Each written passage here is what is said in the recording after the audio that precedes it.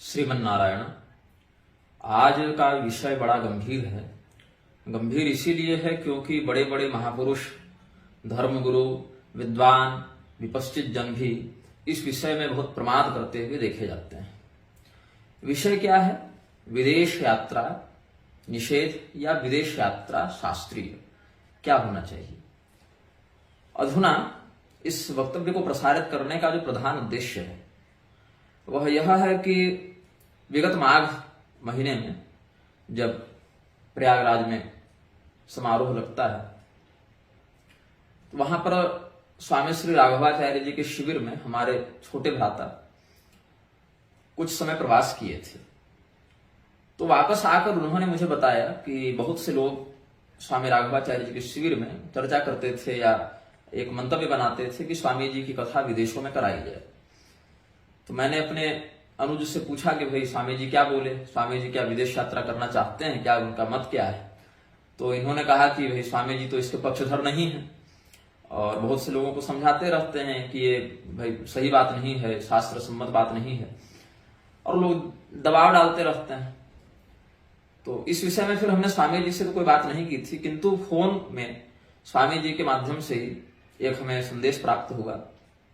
करीब 1.5-2 महीने पूर्व स्वामी जी के ही द्वारा एक संदेश प्राप्त हुआ हमें, जिसमें उन्होंने कहा कि ऐसा कीजिए कि बहुत सारे लोग इस विषय में आजकल फंसते जा रहे हैं, इस प्रपंच में लीपापोती करते जा रहे हैं, कुछ ठोस बात नहीं कर रहे हैं, तो आप इसमें कुछ कहिए। तो हमने स्वामी जी से कहा कि भाई इस विषय में तो पहले ही बहुत कुछ कहा जा चुका है। हमारे जन्म से पहले ही स्वामी करपात्री जी ने इस पर बहुत अच्छा एक निबंध ग्रंथ लिखा था। तो स्वामी राघवाचार्य जी ने कहा कि निबंध ग्रंथ तो लिखा था उन्होंने, बहुत अच्छा ही लिखा था, लेकिन उसकी भाषा इतनी प्रौढ़ है कि जन सामान्य उसको समझ नहीं पाता है, अथवा उस ग्रंथ की प्रसिद्धि इतनी नहीं हो पाई जन सामान्य के मध्य जितनी होनी चाहिए। और जिन आचार्यों के मध्य प्रसिद्धि हुई भी उनमें अधिकांश लोग स्वयं विदेशगामी रहे हैं या अलग अलग इच्छाओं की पूर्ति के निमित्त विदेश यात्रा का समर्थन करते हैं, तो वे जानबूझकर ऐसे कटु सत्यभाषी ग्रंथों का प्रसार नहीं करते।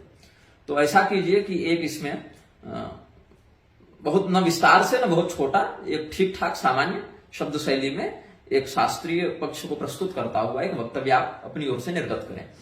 मैंने कहा ठीक है। अब समयानुसार जब हमने वो वीडियो रिकॉर्ड किया था, कर ही रहे थे कि अचानक से हमारा जो फोन है वो कहीं की वाईफाई से कनेक्ट हुआ और सॉफ्टवेयर अपडेट होने लगा। अचानक से वो क्या क्या अब अंदर में क्या हुई, उसमें एंड्रॉयड की अपडेटिंग में कुछ समस्या, वो हमारे वीडियो इत्यादि उसमें चले गए। तो फिर दोबारा इस वक्तव्य को रिकॉर्ड करने का अवसर नहीं मिला। अब उस समय क्या बोले, किस शैली में बोले, ये तो भिन्न था। अभी क्या बोलेंगे, किस शैली में बोलेंगे, ये भी भिन्न होगा। तो हमने विचार किया कि स्वामी करपात्री जी के ही निबंध ग्रंथ का आश्रय लेते हुए उसी को आधार बनाकर उन्हीं का जो पक्ष है, चूंकि वह पक्ष हमारी दृष्टि में सर्वथा समुचित पक्ष है, तो सरल भाषा में उसी पक्ष को जनसामान्य के समक्ष उपलब्ध कराया जाए। इसके बाद 2 घटनाएं और घटित हुई। एक, श्री कौशिक चैतन्य ब्रह्मचारी स्वामी जी ने हमसे कहा कि बहुत से लोग उनको विदेश जाने के लिए कह रहे हैं, विदेशों में व्याख्यान देने के लिए बहुत लोग कहते रहते हैं, कुछ संस्थागत लोग भी हैं, कुछ निजी परिचय वाले लोग भी हैं, तो इसमें क्या करना चाहिए। हमने कहा देखिए स्वामी जी, शास्त्र दृष्टि से देखें तो हमको तो अच्छा नहीं लगता है, हमको तो समुचित प्रतीत नहीं होता है कि आप विदेश गमन करें। बाकी जिसको जो करने का मन है वो तो कर ही रहा है, चाहे जन सामान्य हो, चाहे राजनेता हो, चाहे न्यायाधीश हो, चाहे प्रशासन का अधिकारी हो, चाहे धर्मगुरु हो, है ना। हम वही लाठी लेकर सबको चरवाहा के जैसा कोई थोड़ी हाँक सकता है। न देवा दंड मादाय रक्षन्ति पशुपालवत्, हम तो मनुष्य हैं, देवता भी लाठी लेकर किसी के पीछे पीछे नहीं चलते हैं। वही जिसकी रक्षा करनी होती है, यम तो रक्षितुम क्षमति बुद्ध्या संविभजन्ति तम। तो इसीलिए आपको जो उचित लगे आप कीजिए, लेकिन हमारी बात अगर पूछिएगा तो हम विदेश यात्रा का समर्थन नहीं कर सकते। आप विदेश यात्रा कीजिएगा तो किसी वक्तव्य में आपका भी विरोध करना पड़ेगा हमको। तो फिर अब वो किए कि नहीं विदेश यात्रा, ये तो हम नहीं पूछ पाए पुनः, लेकिन उन्होंने कहा अच्छा ठीक है, ऐसा उनका उत्तर आया। उसके बाद 2-4 श्रद्धालु जनों ने, जिज्ञासु श्रोताओं ने भी इस विषय में जिज्ञासा व्यक्त की। एक घटना और घटित हुई। पूर्व प्रशासनिक अधिकारी रहे हैं श्री अरुण कुमार उपाध्याय, ये बड़े प्रौढ़ लेखों के लिए प्रसिद्ध हैं। इनकी शब्द शैली, इनके लेख बड़े दृढ़ होते हैं, शास्त्र दृष्टि से बहुत से प्रमाणों को ये देते हैं। हालांकि इनसे भी हमारा बहुत विषयों में मतभेद है। जैसे युग व्यवस्था के संदर्भ में इनका जो कालमान है उससे हम सहमत नहीं होते। मानवीय और दिव्य वर्षों को इन्होंने एक मानकर ही गणना की है। हम उन गणनाओं से विष्णु पुराण, मत्स्य पुराण, श्रीमद् भागवत इत्यादि के आधार पर या सूर्य सिद्धांत आदि के भी आधार पर सहमत नहीं होते हैं। तो या फिर भूगोल परिमाण में इनका जो कार्य है उससे भी हम सहमत नहीं होते हैं। और अधुना विदेश यात्रा परक जो इनका विचार हमने पढ़ा, बहुत गंभीरता से तो हमने नहीं पढ़ा उस लेख को, समय नहीं हमें प्राप्त हुआ, लेकिन उनका जो पक्ष था उसमें हम सहमत नहीं हैं अरुण कुमार उपाध्याय जी के पक्ष से। एक इसमें और घटना ये घटित हुई जो कि बिल्कुल अप्रत्याशित घटना थी। अप्रत्याशित घटना ये घटित हुई कालांतर में, शुरू में तो नहीं, लेकिन अभी 6 महीना साल भर से कुछ लोग अत्युत्साही जन हमें स्वामी करपात्री जी का विरोधी सिद्ध करने में लगे हुए हैं। और कई बार तो स्वामी करपात्री जी के शिष्यों के मध्य हमारी भर्त्सना करते हुए कहते हैं कि निग्रहाचार्य तो धूर्त है, पाखंडी है, ये तो स्वामी करपात्री जी तक पर अंगुली उठाता है। अब स्वामी करपात्री जी हो या कोई भी आचार्य हो, आलोचना से कोई परे नहीं है, ठीक है। आप किसी को भी यह नहीं कह सकते कि वह सर्वज्ञ है, सर्वश्रेष्ठ है, जो कह दिया वही धर्म हो गया, ऐसा नहीं होता है। यहां तक कि अलग अलग ऋषियों के भी दर्शन भेद से, संप्रदाय भेद से, धारा विचार मतभेद इत्यादि देखने को मिलते हैं। हालांकि स्वामी करपात्री जी जिस काल में हुए, स्वामी करपात्री जी की जो साधना रही, स्वामी करपात्री जी की जो तपस्या रही, उनका जो अध्ययन रहा, अपने आप में अद्वितीय, अप्रतिम और बहुत ही वरणीय, चमत्कृत करने वाला था। किंतु कुछ एक प्रकरणों में हमारा उनसे मतभेद है और बनेगा, रहेगा। जैसे कि उन्होंने पंचम पीठ के रूप में काशी सुमेरु का स्थापना की, इस विषय पर हम संतुष्ट नहीं हो पाते हैं उनके समर्थकों के द्वारा दिए शास्त्र वाक्यों से।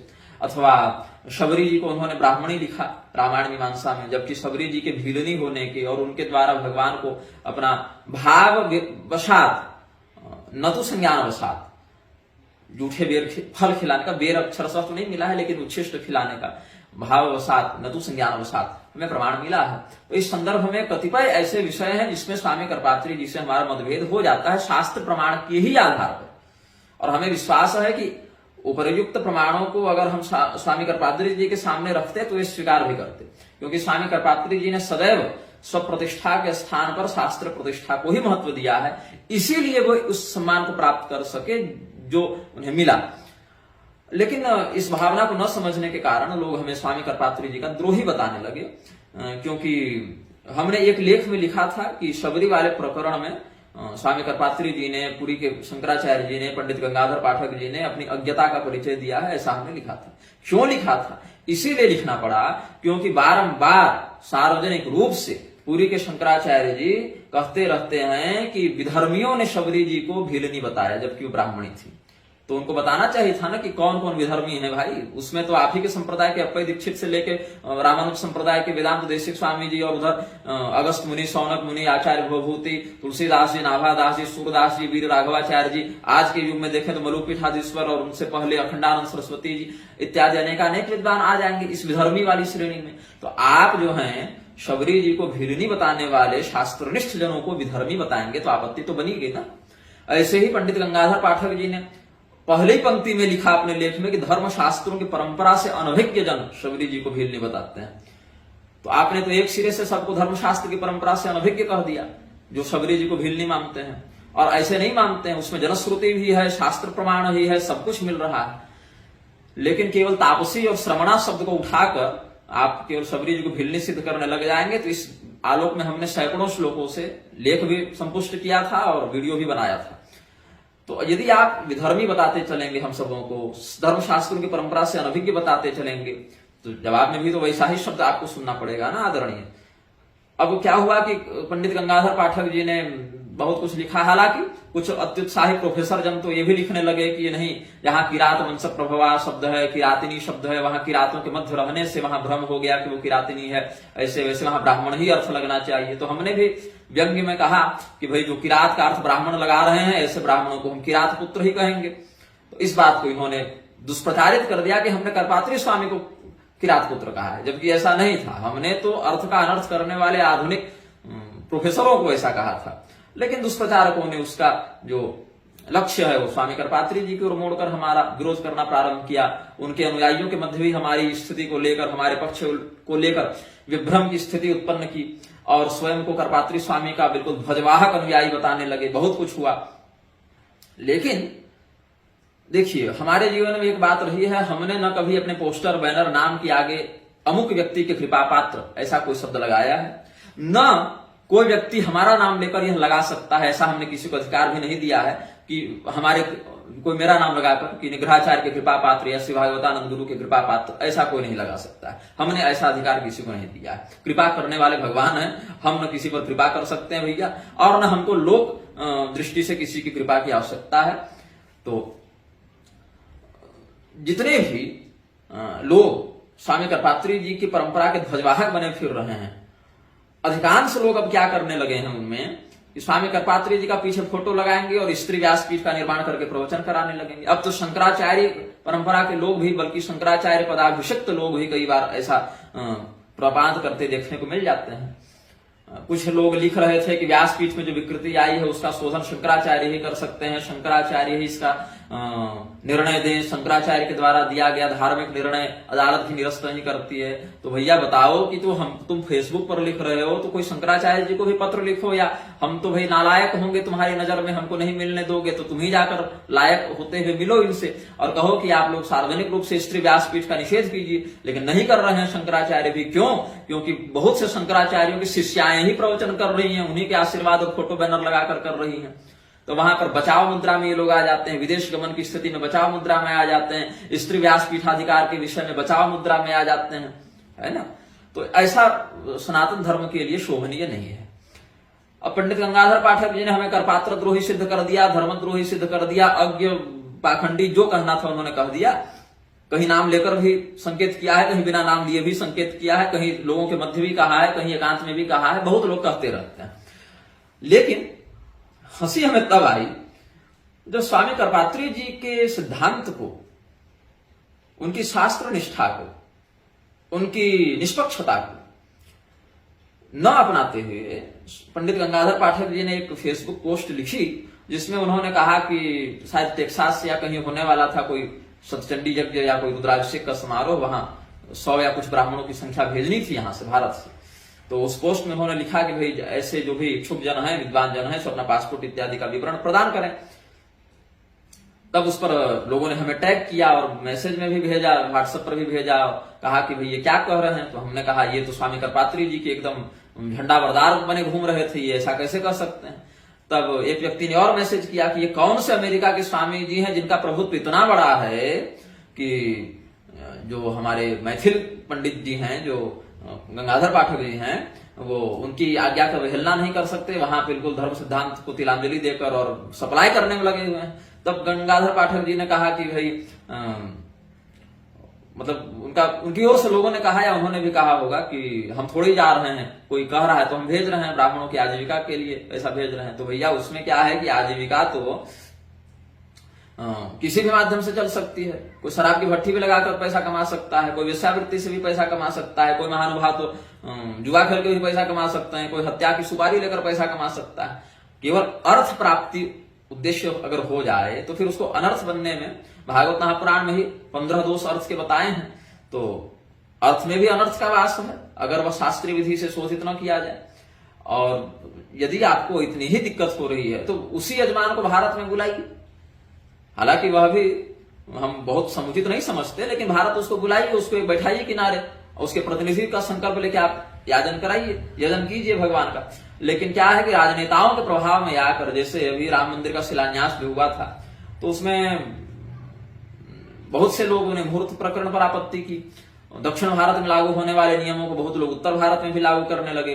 और इसमें क्या है कि स्वयं शंकर परंपरा के इतने ध्वजवाहक व्यक्ति होने के बाद भी शंकराचार्यों का ही मत उसमें सम्मिलित नहीं हो पा रहा था।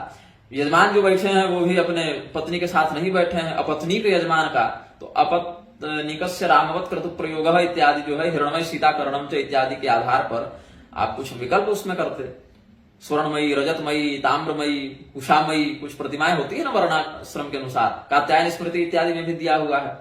और तंत्र वार्तिक में आचार्य कुमारिल भट्ट भी इसमें कहते हैं तो ऐसा भी आपने कोई शोधन नहीं किया। तो जहां नेताओं की बात होती है, जहां राजनेताओं की बात होती है, जहां पर प्रशासन की बात होती है, वहां चुप हो जाते हैं, दब जाते हैं, वहां पर डर जाते हैं, या वहां पर संकोचवश या भयवश या लोभवश जो मानिए, लेकिन मौन तो रह जाते हैं। लेकिन हम जैसे लोगों के सामने बहुत धर्म रक्षक बन जाते हैं। और स्वयं जब धर्म रक्षा की बात आती है तो जो ब्राह्मण अपतित भी होंगे उनको भी विदेश भेजकर पतित करवा रहे हैं। ऐसे ही उनकी एक टिप्पणी में हमने देखा, अनुराग कृष्ण शास्त्री जी का एक कमेंट था जिसमें वो कह रहे थे कि विद्वानों को इस पर विचार करना चाहिए देश काल परिस्थिति के अनुसार, ऐसा वो कुछ कह रहे थे। और अनुराग कृष्ण शास्त्री जी से हमारे संबंध अभी तक बहुत अच्छे थे। अब हो सकता है इस वीडियो के बाद संबंध अच्छे ना रहे या अच्छे रहे भी, क्योंकि विदेश गमन इत्यादि के प्रति उनकी भी स्थिति हमको यही मिलती है कि वो समर्थन करते हैं, क्या नाम देकर कि समयानुसार करना चाहिए। तो देश काल परिस्थिति का अर्थ ये नहीं होता कि हम अपनी सुविधा के अनुसार धर्म की परिभाषा बदलें। पहले इसको समझिए, किस देश में किस काल और परिस्थिति में धर्म किस मामले में प्रभावी होगा ये देखना पड़ता है। जैसे बांग्लादेश का कुछ अलग देशाचार है, गुर्जर का कुछ अलग है, केरल का कुछ अलग है, कश्मीर का कुछ अलग है। तो देशागमादि की दृष्टि से भी देखें तो हर क्षेत्र में कुछ विप्रतिपत्ति लागू होते हैं, इसके अनुसार कहा है।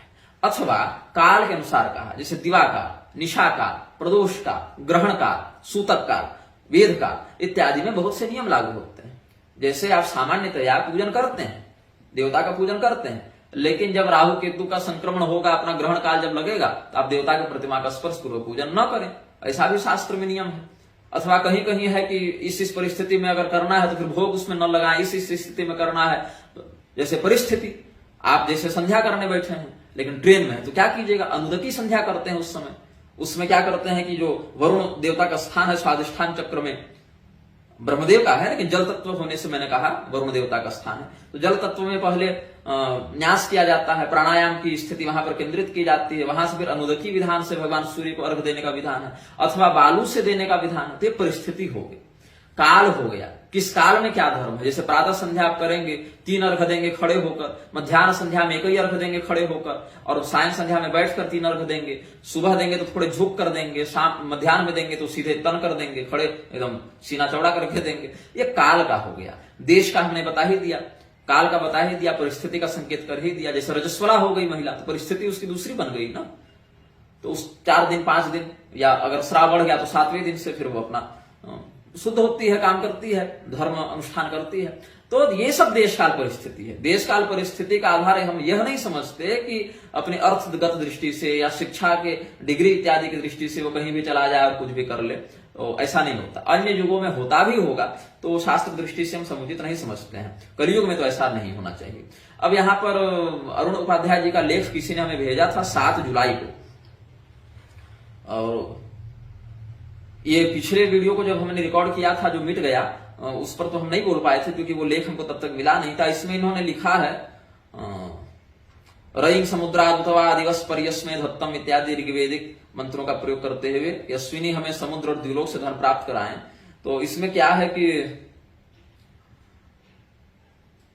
हाँ, समुद्र और द्युलोक से धन प्राप्त कराएं, और इसका आधार लेकर ये कहना चाह रहे हैं कि समुद्र यात्रा इसीलिए शास्त्र सम्मत है क्योंकि वेद इसका उपदेश करते हैं। लेकिन यहाँ तो द्युलोक भी है, तो फिर आप स्वर्ग जाकर क्या धन वहां से भी ला रहे हैं, क्या वहां से भी आनयन कर रहे हैं? ऐसा तो है नहीं। समुद्र यात्रा करके ऑस्ट्रेलिया, अमेरिका, जापान जाकर ही धन क्यों लाना है? समुद्र तटवर्ती क्षेत्रों से समुद्रगत रत्नों को भी प्राप्त करने का राजोचित नियम है।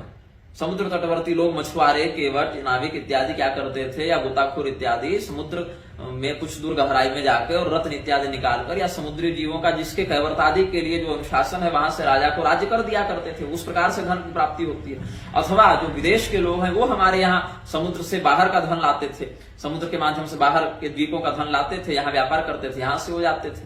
ये भी नियम है। लेकिन हम ही जाए और हम ही लाए, अगर ऐसा समुद्र वाला अर्थ लगा देंगे रईं समुद्रादुतवा दिवस पर्यस्मे धत्तम, तो फिर दिवह का क्या अर्थ लगाइएगा? आप वहां स्वर्ग लोग भी जाकर व्यापार कर रहे हैं क्या? ऐसा तो नहीं है ना। तो यहाँ पर, और उससे पहले का जो है समुद्र से अधयदेशाम न्यूतम परमाह, तो यहाँ पर एक महानुभाव ने, जो हमारे विरोधी ही रहे हैं लेकिन खंडन अच्छा ही लिखा है उन्होंने, तो उन्होंने कहा कि भाई ये मंत्र का पूर्व भाग छोड़ दिया क्योंकि मंत्र में अश्विनी कुमारों के नियुत नामक अश्व समुद्र पार से भी धन धारण करते हैं, यह कहा है। समुद्र सायण भाष्य का उन्होंने प्रमाण दिया। नियुत एदन नामका परमा उत्कृष्टा अश्वा समुद्र चित शब्दोक्तर्थे समुद्रस्यापि पारे परस्मिन् तीरे धनयंत धनधारणम वहनम कुर्वन्ति, ऐसा सायणाचार्य जी ने स्पष्ट किया है। और दूसरी बात इन्होंने बहुत सुंदर जो खंडन लिखे स्वामी जी, उन्होंने बहुत बढ़िया लिखा है कि शास्त्रों में तो अगर आप ऐसा कहेंगे जो संहितात्मक मंत्र है वो तो विधि और निषेध बता नहीं रहे हैं, वो तो केवल मंत्र भाग है। तो मंत्र भाग से विधि निषेध का परिज्ञान नहीं होता है। क्यों? क्योंकि साधारण मंत्र किसी विधि के विधायक नहीं हो सकते, विधायक ब्राह्मण वाक्य हैं। और इसीलिए मंत्र ब्राह्मण दोनों भागों की वेद संज्ञा बताया ना आचार्यों ने। अपिवा प्रयोग सामर्थ्यान मंत्रो विधान वाची स्यात्, मीमांसा सूत्र का प्रमाण देकर इन्होंने लिखा है कि सबर स्वामी इस सूत्र की टीका में लिखते हैं, तस्मान न मंत्रगतो भाव शब्द एवं जातीय को विधायति। मंत्रगत भाव शब्द जैसे यजति, ददाति, जुहोति इत्यादि कर्म के विधायक नहीं है। ब्राह्मण ग्रंथों में जो निषेध या विधान प्राप्त होता है उसी से हमको क्रिया या अक्रिया का ग्रहण करना, वहीं से आपको अपूर्व विधि, नियम विधि, परिसंख्या विधि इत्यादि का बोध होगा। ये तो मंत्र से होगा नहीं, ये तो विधान से होगा, विधान ब्राह्मण ग्रंथों में मिलेंगे। तो ये सब जो है न जनमियान नान्तमियात, ये सब बृहदारण्यक इत्यादि से प्रयोग करके इन्होंने अपना प्रमाण पुष्ट किया है। इनका लेख भी बड़ा सराहनीय है। वायु पुराण में कहते हैं सिंधोर उत्तर पर्यंतम तथा दिव्यम तरेशतम पाप देशाश्च ये केचित पाप रध्युसिता जनैः, दिगंतवाचक देश में जनशून्य होने पर भी न जाए, उससे अलग देश में अंत्यजन के पास भी न जाए। ब्रह्मांड पुराण का भी गच्छताम राग समूहात् तेषां पापं न गच्छति, ये सब न गच्छेन म्लेच्छ विषयम विष्णु धर्म सूत्र से लिखे हैं। म्लेच्छ देशे न च ब्रजेत शंख स्मृति से लिखे हैं। तो ये सब, और बाद में इन्होंने लिखा कि करपात्री स्वामी जी के द्वारा रचित विदेश यात्रा शास्त्री पक्ष नामक पुस्तक में दे दिया गया है सारा समाधान। बहुत अच्छा इन्होंने छोटा लिखा लेकिन खंडन बहुत उत्तम लिखा है। आप लोग इनके खंडन का भी अध्ययन करेंगे। संक्षेप में बहुत सटीक बात इन्होंने कह दी है। तो फिर गंगाधर पाठक जी ने कुछ विशेष को ऐसा नहीं प्रत्युत्तर दिया, लेकिन हमें एक विचार आया कि इस विषय पर हम, स्वामी राघवाचार्य जी भी कह ही रहे थे, तो एक वीडियो इस पर हम बनाए। स्वामी करपात्री जी के ही, अब ये पुस्तिका तो है बड़ी, हम समझते हैं कितना, लगभग 100 पृष्ठों की है, लेकिन हम इसमें जो सार मुख्य मुख्य बातें हैं, क्योंकि बहुत सारी बातों को अगर बताने भी लगेंगे तो जनसामान्य समझ नहीं पाएगा। क्योंकि एक वाक्य स्वामी करपात्री जी जो लिखे हैं उसके समझाने में हमको 10 वाक्य बोलने पड़ेंगे, तो 4-5 घंटे का वीडियो बन जाएगा, जो भी हम अप्रासंगिक समझते हैं। पहली जो कुतर्क बुद्धि का प्रदर्शन करते हैं विदेश यात्रा समर्थक जन। अब चूंकि इसमें बड़े बड़े आचार्य धर्मगुरु, अभी अनिरुद्धाचार्य जाने वाले हैं, अभी इसमें रामभद्राचार्य जी तो आते जाते रहते हैं, देवकी नंदन ठाकुर और क्या है चिन्मयानंद और मोरारी बापू, और इधर अगर कुछ शास्त्र सम्मत प्रवचन करने वालों में देखें तो डॉक्टर श्याम सुंदर पाराशर, या क्या है उनका नाम, ठाकुर जी का श्री कृष्णचंद्र ठाकुर जी, इंद्रेश जी के पिताजी, ये सब जाते रहते हैं। या और भी बहुत से लोग हैं, अब एक एक का नाम लेना तो संभव नहीं। उधर चिन्नाजीयर स्वामी जी दक्षिण भारत वाले, वो तो अमेरिका जाके कितने मंदिर इत्यादि भी बनवाए हैं, शायद उन्हीं के संप्रदाय के आचार्यों से सुनने को मिला हमें।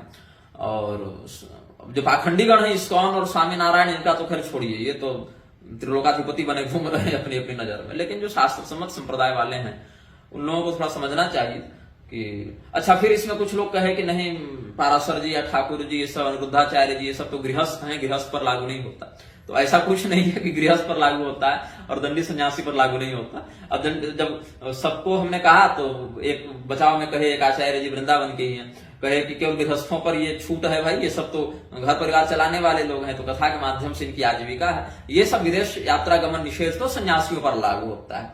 अब जो सन्यासीगण त्रिदंडी सन्यासी है रामभद्राचार्य जी, उनसे उन पर आपत्ति की तो उनके शिष्यों ने कहा अरे नहीं, ये तो शंकराचार्यों पर एक दंडी पर लागू होता है, वो निरग्नि पर लागू होता है, हम लोग तो साग्नि वाले त्रिदंडी हैं।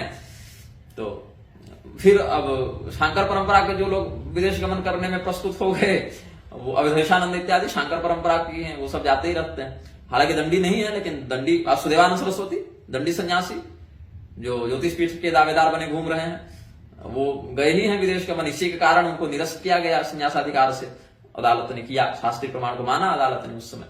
तो वहां पर कहते हैं कि नहीं नहीं, ये तो कलयुग में इतना कठोर नियम थोड़ी लागू होता है। उनके वकील ने कोर्ट में लिख कर दिया था, आप पढ़ेंगे उसमें है, उनके वकील का बोला हुआ या उनके पक्षकारों का बोला हुआ कि भाई जिस समय ये सब नियम बने थे उस समय लोग करते थे, अब संभव नहीं है उतना करना, कठोर नियम। तो भैया जब कठोर नियम करना संभव नहीं है तो आप कठोर नियम वाले पद पर क्यों बैठना चाहते हैं? आप रहिए ना सामान्य लोकल आदमी बनकर रहिए। आपको बनना है शंकराचार्य और नियम आपको करना है लोकल, ऐसा नहीं चलेगा ना। यदि लोकल नियम करना है तो सामान्य व्यक्ति बनकर रहिए, और अगर शंकराचार्य बनना है तो उस योग्यता को, उस गरिमा को, उस मर्यादा को धारण कीजिएगा तब ना। वो करना नहीं है, लेकिन पद चाहिए आपको सर्वोच्च धर्मगुरु के बराबर, मतलब वो आपको हम सबसे बड़े धर्मगुरु हम ही हैं। तो और दुर्भाग्य देखिए, अभी विजयेंद्र सरस्वती स्वामी जी जो कांची कामकोटी के अधिपति हैं, शंकराचार्य हैं कांची के, वो प्रयागराज आए तो वासुदेवानंद सरस्वती से वो शंकराचार्य की हैसियत से मिले हैं। और बहुत कुछ अंदर में होता है, मुझे कष्ट होता है। श्रृंगेरी पीठ के शंकराचार्य जी ने अभिषेक किया स्वामी मुक्तेश्वरानंद सरस्वती जी का ज्योतिष पीठ के शंकराचार्य के रूप में। वह उनके प्रतिद्वंदी हैं वासुदेवानंद सरस्वती, और कांची की प्रतिद्वंदिता श्रृंगेरी से चलती रहती है, दक्षिण के हैं दोनों। तो और कांची वाले अब वासुदेवानंद जी से मिलजुल रहे हैं। तो बहुत मतलब कष्ट होता है हमको ये सब देखकर। तो और इधर एक ट्रस्ट में तो हमने पढ़ा एक कागजात में कि पूरी शंकराचार्य जी और वासुदेवानंद जी एक ही ट्रस्ट में अलग अलग पदों पर हैं, और वहां उनके नाम के आगे शंकराचार्य लिखा हुआ है। और पूरी शंकराचार्य जी स्वयं विदेश यात्रा का निषेध करते हैं, और वासुदेवानंद विदेशगामी रह चुके हैं। उस स्थिति में वासुदेवानंद सरस्वती को ये शंकराचार्य अगर मानेंगे पूरी के शंकराचार्य जी, क्योंकि अभिमुक्तेश्वरानंद जी को तो मानते नहीं है, तो अगर स्वामी अभिमुक्तेश्वरानंद जी को नहीं मानेंगे तो स्वामी वासुदेवानंद जी को मानना पड़ेगा। और उस स्थिति में अगर मानेंगे इनको, जो कि उनके ट्रस्ट में शंकराचार्य नाम के साथ ये बैठे हुए हैं, तो फिर विदेश गमन का आप कहां पर इनका दोष दिखाइएगा और कहिएगा फिर शंकराचार्य सर्वोच्च धर्मगुरु होते हैं। तब हम लोग क्या करें? विदेशगामियों के जाकर चरणों में सो जाएं कि आप शंकराचार्य हैं बोलकर? तो बहुत फंसा देते हैं धर्मगुरु, आपस के मठों के, आपस के ताना बाना के चक्कर में हम लोग फंसे रहते हैं, और गाली सबके चेहरों से मिलती है। ये विडंबना हो जाती है। और मजे की बात क्या है, करपात्री स्वामी का फोटो सब लगाएंगे, बस फोटो पर करपात्री स्वामी बच गए हैं। बाकी जीवन में क्या उनका सिद्धांत आ रहा है नहीं आ रहा है उससे कोई मतलब नहीं है। तो इसमें कहते हैं करपात्री जी कि विदेश यात्रा समर्थन के प्रसंग में न हिंदु पतितो भवे, ये एक कथन बड़ा आजकल प्रसिद्ध हुआ है। और न हिंदू पतितो भवे ये किस शास्त्र का वाक्य है? ये पॉलिटिकल वाक्य उठा दीजिएगा कहीं से, सावरकर की वाणी और गांधी की वाणी और नेहरू की वाणी और गोडसे की वाणी, तो ये शास्त्र नहीं बन जाएंगे। तो वेद, उपनिषद और धर्मशास्त्रों में ऐसे अनेक कर्मों का वर्णन है जिससे हिंदू पतित होता है। हिंदू मतलब क्या? भाई ब्राह्मण भी हिंदू है, क्षत्रिय भी हिंदू है, वैश्य भी हिंदू है, शूद्र भी हिंदू है, अंत्यज भी हिंदू है, स्त्री पुरुष सब हिंदू हैं। तो बहुत से कर्मों को करने से ब्राह्मण पतित होता है कि नहीं होता है? सूर्योपनिषद के पतित संभाषणात् पूतो भवति, इस वचन में स्पष्ट ही पतित का उल्लेख है। और यहां पतित का तो है ही, सद्य पतति मांसेन लाक्षया लवणेन च त्रह्येन शूद्रो भवति ब्राह्मण क्षीर विक्रया। क्षीर विक्रय से ब्राह्मण 3 दिनों में शूद्रवत हो जाता है, मतलब पतित हो जाता है। मांस, लाक्षा और लवण विक्रय से ब्राह्मण सद्य पतित होता है। ये सब महाभारत में है। कौन कौन पतित होते हैं? ब्राह्मणत्वं शुभम प्राप्य दुर्लभं यो मन्यते, अभोजन्नानिष्टास्नाति सद्विजत्वात् पतेत वै, अव्रती वृषली भरता कुंडासी सोम विक्रयी, विहीन सेवी विप्रोहि पतति ब्रह्म योनितः, गुरुतल्पे गुरुद्रोहे गुरुकुत्सारतिष्ठयः, ब्रह्मविच्चापि पतति ब्राह्मणो ब्रह्म योनितः। अभक्ष का भक्षण करने वाला व्यक्ति द्विजत्व से पतित होता है। अव्रती, वृषली भरता, विश्वागामी इत्यादि, सोम विक्रयी, कुंडासी और विहीन सेवी, हाँ मतलब नीच व्यक्ति की सेवा करने वाला व्यक्ति भी ब्राह्मण भी पतित होता है। और गुरु द्रोही, गुरु पत्नी से गमन करने वाला और गुरु निंदारत तो ब्रह्मवेत्ता भी हो तो पतित हो जाता है। तो गुरु निंदा यहाँ असूया दृष्टि से नहीं करनी है। अगर शास्त्र दृष्टि से कोई बात है तो वहां पर तो याज्ञवल्क्य जी ने भी वैशंपायन जी से झगड़ा कर लिया था, सूर्यदेव से फिर माधवदिनी लेकर आए थे, वो अलग विषय है। लेकिन बलि ने भी अपने शुक्राचार्य गुरु से विरोध कर ही लिया था। लेकिन वहां असूया पूर्वक निषेध है निंदा का। साथ ही ये तेनस्पति तक्लीवा ये च नास्तिक वृत्तयः तान हव्य कव्योर विप्राननार्हान मनुरब्रवीत। मनुस्मृति 3 अध्याय 150वें श्लोक से स्वामी कृपात्री जी लिखते हैं, चोर, पतित, नपुंसक और नास्तिक ब्राह्मण देवता और पितृकाय मतलब यज्ञ और श्राद्ध दोनों में मनु भगवान के अनुसार वर्जित हैं। ब्राह्मण और इतना ही नहीं, 4 प्रकार के पाप करने वाले लोगों के साथ जो रहेगा वह स्वयं पतित होगा, ऐसा मनु स्मृति में कहते हैं। ब्रह्म हत्या, सुरापानम, स्तेयं, गुरुवंगनागमः, महांति पातकान्याहु संसर्गश्चापितैः। और एक और वचन है, अकुर्वन् विहितं कर्म निंदितं च समाचरन् प्रसक्तश्चेन्द्रियस्यार्थे नरः पतनं मृक्षति। जो काम आपको शास्त्र ने करने कहा उसको न करने से, और जो काम करने मना कर दिया उसको करने से, मतलब विधि के परित्याग और निषेध के ग्रहण करने से, और अपनी इंद्रियों के तृप्ति में, भौतिक वासना में अत्यधिक आसक्त रहने से मनुष्य का पतन होता है, पतित होता है। तो जो व्यक्ति शास्त्र दृष्टि को समझते हैं, धर्म ग्रंथों को समझते हैं, वो यह भी जानते हैं कि कर्म से हम पतित होंगे, कर्म से हम ऊपर बढ़ेंगे। अब जिससे हम ऊपर बढ़ेंगे वो तो सत्कर्म हो गया, और जिससे पतित होंगे वो दुष्कर्म हो गया। है तो दोनों कर्म ही, लेकिन अब कर्म अकर्म विकर्म वाला कर्म नहीं कह रहा हूं, यहां पर दुष्कर्म और सत्कर्म की बात कर रहा हूं कि सत्कर्म से हम श्रेष्ठ गति को प्राप्त होंगे, दुष्कर्म से पतित होंगे। तो न हिंदू पतितो भवे, ये सब जो आजकल नई नई परिभाषाएं गढ़ी जा रही, इसका कोई औचित्य नहीं है। क्योंकि फिर जो व्यक्ति हिंदू है वो चाहे जो करे, वो तो फिर वही हो गई ना मुसलमानों के समान, जो खाइए जो पीजिए जिससे रमन कीजिए, बस अल्लाह पर ईमान रखिए तो आपको जन्नत मिलेगा, चाहे किसी को मार दीजिए, कुछ भी कर दीजिए। तो ऐसा यहां नहीं है। अच्छा, अब इसमें क्या कहते हैं कुछ आचार्य जन, अब ये कहने लगे हैं, सर्वदेश दिशा काल सव्याहत पराक्रमा रामानुजार्य दिव्याज्ञा वर्षताम अभिवर्धताम, कि सभी देश और दिशाओं में समस्त कालों में जिनकी अबाध गति है, ऐसे भाष्यकार भगवान रामानुजाचार्य की दिव्याज्ञा निरंतर वृद्धि को प्राप्त हो, इसके आधार पर विदेश यात्रा सम्मत थी। रामानुजाचार्य जी समर्थन करते हैं, क्योंकि वे सर्वदेश दिशा काल, तो सर्वदेश में तो विदेश भी आ गया ना। अब कुछ लोग इसमें यह कहते हैं भक्ति देवी का विदेशम गम्यते मया, कि वृंदावन को छोड़ के अपन विदेश चले जाएंगे, तो वहां पर विदेश का क्या अर्थ है, ये सब पर भी हम चर्चा करेंगे आगे। ये बाहुमूल परिचिह्नित शंख चक्राह, ये वै ललाट पटले लसितोर्धपुंड्राह, ये कंठ लग्न तुलसी नलिनाक्षमालाह, ते वैष्णवा भुवनमाशु पवित्रयन्ति। शंख चक्र चिन्ह वाले ऊर्ध्वपुंड तथा तुलसी और कमलाक्ष माला, कमलगट्टे की माला आदि से शोभित वैष्णव भुवंतर को पवित्र करते हैं। अब इस ये कथन का जो लोग आश्रय लेकर यह कहते हैं कि रामानुजाचार्य जी के मत में तो विदेश यात्रा मान्य है, ऐसा नहीं है। क्यों? क्योंकि यहां पर देखिए स्वामी कृपात्री जी कहते हैं कि इस वचन में भी वैष्णवों की लोकोत्तर महिमा का वर्णन है। इसका यह तात्पर्य कथमपि नहीं है कि वैष्णव स्वयं घर घर विदेशों तक घूमते थे और इससे विदेश यात्रा सिद्ध हो जाती है, ऐसा नहीं। क्यों? सप्तद्वीप नवखंडों तक हमारा प्रसार है, इसे हम स्वीकार करते हैं। इतने से ही संतोष नहीं करते, वैदिक धर्म एवं उपासनाओं पर हम लोगों का इतना विश्वास है कि उन्हें यथावत संपन्न करने के लिए अनंत ब्रह्मांडाधिपति भगवान को भी अपने वश में करने के लिए उद्यत रहते हैं, किंतु इसके लिए वैदिक मर्यादा का पालन करना आवश्यक है, न कि उसका उल्लंघन। जगत गुरु शंकराचार्य कृष्ण बोधाश्रम जी महाराज, द्वारका पीठाधीश्वर श्री अभिनव सच्चिदानंद तीर्थी महाराज, अनंत श्री अण्णंगराचार्य जी महाराज आदि धर्माचार्य कथमपि विदेश यात्रा का समर्थन नहीं करते हैं, फिर भी अपने पक्ष में उनकी चर्चा करना उपयुक्त नहीं है।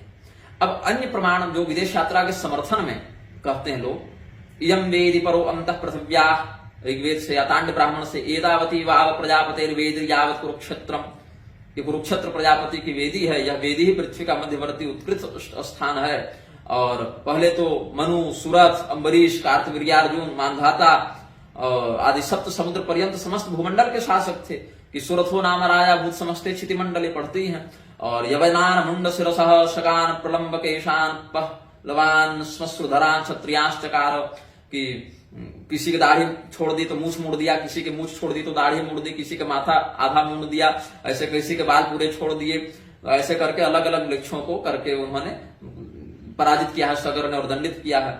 अर्जुन कृतवीर्यश्च सप्तद्वीपेश्वरो भवत्, भागवत में नवम स्कंध, मानधाता चक्रवर्त्य वनिम सप्तद्वीपमती मेक स्वशास्व, भागवत में ही आगे है। तो इस वचन से सिद्ध होता है कि भारतीय राजा अखंड भूमंडल के शासक थे, ये तो सिद्ध होता है। लेकिन ये सभी राजा स्वयं म्लेच्छ देश में रहते थे या वहां वर्णाश्रम का अनुष्ठान करते थे या म्लेच्छ देश को म्लेच्छ देश मानते ही नहीं थे, ये सब सिद्ध नहीं होता। अब जैसे भारत की वर्तमान शासन व्यवस्था को ही आप देख लो, अंडमान निकोबार में भी भारत का शासन चलता है, तो क्या राजा वहीं जाकर बैठा हुआ है? राजा तो कोई नहीं है, लेकिन जो भी शासक है क्या वहीं जाकर बैठा हुआ है? ऐसा तो है नहीं। और भारत में रहकर भी समस्त भूमंडल पर शासन किया जा सकता है। कभी जाना पड़ता था तो भी वे प्रायश्चित करते थे, श्रुतार्थापत्ति से जानना चाहिए। प्रायश्चित करने पर भी अग्राह्यता तो कलिवर्ज के अनुसार कलयुग में ही है, अन्य युगों में नहीं। वर्णाश्रमाधिष्ठित भारत से भिन्न देश म्लेच्छ देश है, द्विजातियों के लिए अनाश्रयणीय है, यह मनु इत्यादि के वचनों से सिद्ध है। जहां पर मनु, अब क्या मनु स्वयं जब लिखते हैं कि देश धर्म, कुल धर्म, जाति धर्म, पाखंडियों के धर्म और अनेकों गणों के धर्मों का इस शास्त्र में हमने वर्णन किया, तो इससे क्या सिद्ध हो गया कि मनु स्वयं सब धर्म का पालन करते हुए, सबके समान व्यवहार करते हुए, हर देश, हर कुल, हर जाति, हर व्यक्ति के अनुसार आचरण करके करते थे? नहीं, सब जगह अमर्यादित रूप से घूमते थे? नहीं। देश धर्मान जाति धर्मान वाला जो मनुस्मृति का वचन है यहाँ प्रमाण में देते हैं और कहते हैं तत्त देश कालानुकूल सदाचार सिखाना ही मनु का उद्देश्य है। धर्मज्ञ ब्राह्मण द्वीपांतर वासियों को उनके देश काल के अनुसार सदाचार सिखाएं। एतद् देश प्रसूतस्य सकाशा दग्र जन्मना स्वम चरित्रम शिक्षेरन पृथिव्याम सर्वमानवा। लेकिन इसका अर्थ यह नहीं है कि ब्राह्मण लोग उन म्लेच्छ देशों में जाकर उन लोगों को धर्मोपदेश करते थे। अभी तो यह अर्थ है कि भारत के इन धर्मज्ञों के पास उन देशों के लोग यहाँ पर आकर अपने अपने व्यवहार के अनुरूप चारित्रिक शिक्षा ग्रहण करते थे। इसीलिए कहा गया कि जो लोग इधर आना बंद कर दिए, ब्राह्मणों का दर्शन करना बंद कर दिए, उनका मार्गदर्शन लेना बंद कर दिए, ऐसे पौंड्र चोल इत्यादि भी क्षत्रिय कुल में होने के बाद भी संस्कार भ्रष्ट होकर म्लेच्छ में परिगणित हो गए। सनक क्रियालोपा दिमाग क्षत्रिय जाते वृषलत्वम गतालोकम ब्राह्मणा दर्शनेन च मनुस्मृति में, या पौंड्रकाश चौल द्रविड़ा काम्बोजा यवनाशका पारदा पहलवा स्वीना किराता दरदा खसा, ये सब भी भारत के ब्राह्मण शिक्षा देने के लिए, क्षत्रिय लोग दिग्विजय के लिए और शासन के प्रसंग में और वैश्य वाणिज्य व्यापार करने के लिए इन प्रवासियों से संपृक्त रहे, ये कहने का अर्थ है। भारत में भारतवासी और प्रवासी का लाखों वर्षों तक प्रगाढ़ संपर्क बना रहा। रोटी बेटी का संबंध नहीं होता था, क्योंकि मनवादी के अनुसार तो द्विजाति लोग प्रयत्न करके वर्णाश्रमवती भारत भूमि के ब्रह्मावर्त आदि उत्तम देशों में रहते हैं। प्रसंगवशात यदि म्लेच्छ देश में जाना भी पड़ा तो प्रायश्चित करते थे। और शूद्र वर्ण का व्यक्ति वृत्तिकर्षित होकर अपने शिल्प के माध्यम से, कृषि के माध्यम से, द्विजाति सेवा के माध्यम से यत्र तत्र निवास करते थे और वर्णाश्रमी होने से भारत में ही रहते थे। जैसा कि मनु भगवान ने कहा, एदान द्विजातयो देशान संश्रयेरन प्रयत्नतः शूद्रस्तु यस्मिन् कस्मिन् निवसेद वृत्तिकर्षितः। अब परस्पर हिताचरण, परस्पर पोषण और स्नेह का भाव तो आर्यों का सबके साथ रहता है। साथ ही यह ज्ञातव्य है कि भारत से बहिर्देशों में भारतीय ही प्रवासी होकर रहते थे, या वहां के भी कोई निवासी वहां रहते थे? बताइए, यदि वहां के निवासी अन्य थे ही नहीं तो भारतीय प्रवासी कैसे कहे जा सकते हैं? और यदि अन्य देशों के निवासी वहां रहते थे, फिर अन्य देश के निवासी और प्रवासी भेद तभी तो पता चलेगा। यदि आजकल के ही समान उस समय के प्रवासी लोग तत्त देश निवासियों से भिन्न अन्य थे तो उनका परस्पर रोटी बेटी का संबंध था या नहीं था? यदि था तो अनुलोम प्रतिलोम सांकर्य होने से उनका शुद्ध हिंदू सनातन धर्मानुयायी बने रहना कहां तक संभव था? और यदि सभी लोग भारतीय थे, सभी लोग तत्त देश निवासी नहीं थे, तो आज भी भारतीयों का और विदेशियों का भेद मान्य क्यों है? सभी को भूतपूर्व भारतीय वर्णाश्रमी कह दीजिए ना। अगर भारत का ही व्यक्ति हर जगह बैठा हुआ था तो वहां का व्यक्ति भी भारत का हो गया, और इस अनुसार से तो फिर आप कहिए कि वो लोग भूतपूर्व भारतीय थे। बाद में जैसे अभी पाकिस्तान 70 साल पहले 80 साल पहले अलग हो गया, अब आज के लिए वो विदेश कहला रहा है। तो ऐसे कुछ ऐसी परिभाषा बनाइए। हालांकि शास्त्रीय परिभाषा से हम देखें, शक्ति संगम तंत्र में भारत वर्ष के अंतर्गत 108 देशों का वर्णन है। वहां पर आप इराक तक चले जाइएगा, इराक शब्द से वर्णन है। लेकिन फिर भी ब्रह्मावर्त, आर्यावर्त इत्यादि कुछ देशों को विशेष करके श्रेष्ठ और सज्जन सभ्य बताया गया है। यदि उन लोगों को, विदेशियों को भी पूर्व भारतीय मानकर उनकी कोई विधि से शुद्धि करा दी जाए तो उनके साथ रोटी बेटी का संबंध स्थापित किया जाएगा कि नहीं? और अगर किया जाएगा तो कैसे पता चलेगा कौन ब्राह्मण थे और कौन क्षत्रिय थे? और यदि कर्म के ही आधार पर सब समझा जाएगा तो जन्मना वर्णम व्यवस्था का सिद्धांत फिर खंडित होगा। ये सब बहुत कुछ आपत्ति इसमें आ जाएगी। अब इसमें एक बात और आप ध्यान देंगे कि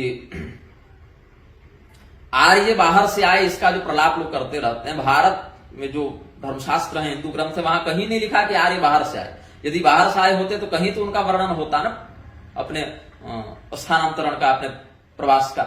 लेकिन ऐसा नहीं, अपितु निषेध है कि भारत का व्यक्ति बाहर न जाए। आप भारत के ही हैं। धन्यास्तुते भारत भूमि भागे गायन्ति देवा किल गीत कहानी इत्यादि वचनों से। तो आप भारत से बाहर न जाएं, ये कहने का अर्थ है। यहाँ उल्टी धारा बह रही है कि नहीं, भारत का तो ये लोग है ही नहीं, ये तो बाहर से आया है, एक अलगे बना के चल रहा है। अब विदेश यात्रा के समर्थन में लोग कहते हैं कि धर्म शिक्षक विद्वान चक्रवर्ती सम्राट भारत के किसी कोने में बैठकर समस्त भूमंडल को और प्रवासियों को धर्म की शिक्षा देते होंगे, ऐसी बात नहीं, क्योंकि हास्यास्पद है, ऐसा लोग कहते हैं। और यह कहते हैं कि सुमेधा, अगस्त्य आदि ऐसे प्राचीन काल में ऋषि थे, विभिन्न संप्रदाय के जगत गुरु, और लोग अभी भी भारत से बाहर न जाते हुए भी जगत गुरु रहे हैं। सम्राट और बड़े बड़े व्यापारी भी अपने अधिकारियों के द्वारा अधिकांश कार्य करते हैं। इसमें दो पक्ष हो गए। जो विदेश यात्रा का समर्थन करते हैं वो लोग कहते हैं कि एक ही जगह बैठे बैठे वो कैसे पूरी दुनिया में धर्म का प्रसार कर रहे हैं भाई, या कैसे राजा पूरे संसार का शासन कर रहा है। तो कहने का भाव है कि स्वामी कर्पात्री जी ने समाधान किया इसमें, आज भी जो शासन तंत्र है, क्या राजा या शासक या राष्ट्रपति प्रधानमंत्री या स्वयं हर जगह जाकर करते हैं कि राजदूत के माध्यम से, अधिकारियों के माध्यम से उसका शोधन करते हैं, अपना कार्य संपादित करते हैं ना।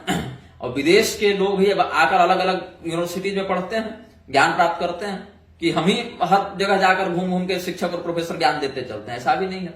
बहुत से बाहर के लोग भी अन्यत्र जाते हैं ज्ञान प्राप्त करने के लिए, अध्ययन करने के लिए, यह भी बात है। और अगर कोई विशेष आवश्यकता पड़ ही गई तो ऐसे लोग जो त्रिलोक गमन में सक्षम थे, ऐसे दिव्य ऋषि महर्षियों को, जो पृथ्वी छोड़िए वो तो स्वर्ग नरक आकाश पाताल कहीं भी चले जाए, ऐसे लोग फिर जाते थे जिनको इस बातों का दोष नहीं लगता। जैसे बारिश हो रही तो बादल से नीचे जो है उसी को ना बारिश लगेगी, बादल से ऊपर वाले को क्या बारिश असर करेगी। ऐसे ही जो व्यक्ति इन मर्यादा में बंधा है ऐसा व्यक्ति फंसेगा, लेकिन जो व्यक्ति योग बल से आकाश गमन में, लोकोत्तर गमन में सक्षम है, वो व्यक्ति को कोई दोष नहीं। तो ऐसे अगस्त्य इत्यादि मुनि प्राचीन काल में थे। अभी भी बहुत से संप्रदायों के जगत गुरु देखिए, स्वामी करपात्री जी इत्यादि स्वयं लिखते हैं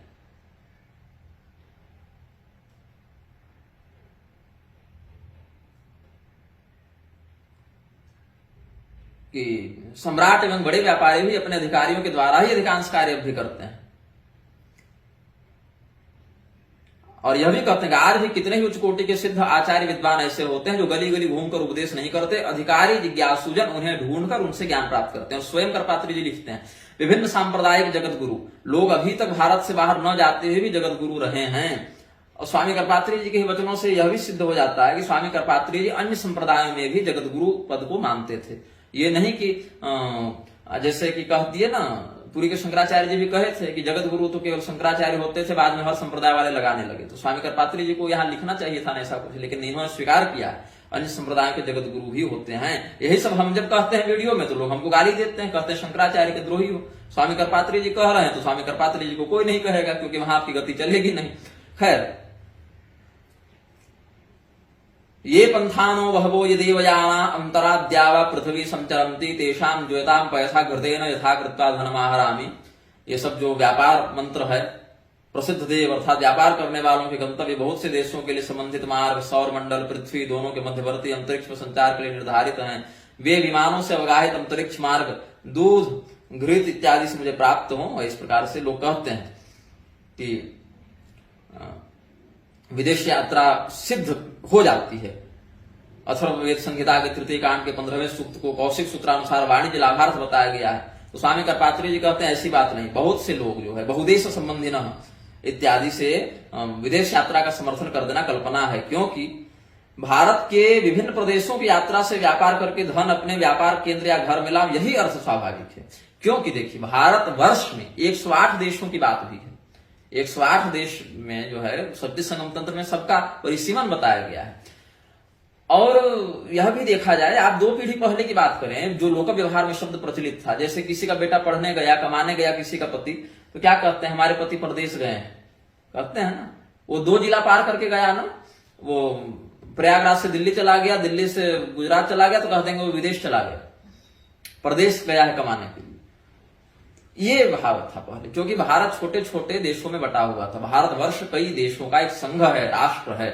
भारत राष्ट्र जो है, भारतवर्ष जो है, यहाँ देश, अभी प्रदेश शब्द लगा दिए हैं। भारत को देश और छोटे विभाजनों को प्रदेश कह देते हैं। पहले भारतवर्ष और छोटे विभाजनों को देश कह दिया करते थे, ये बात है।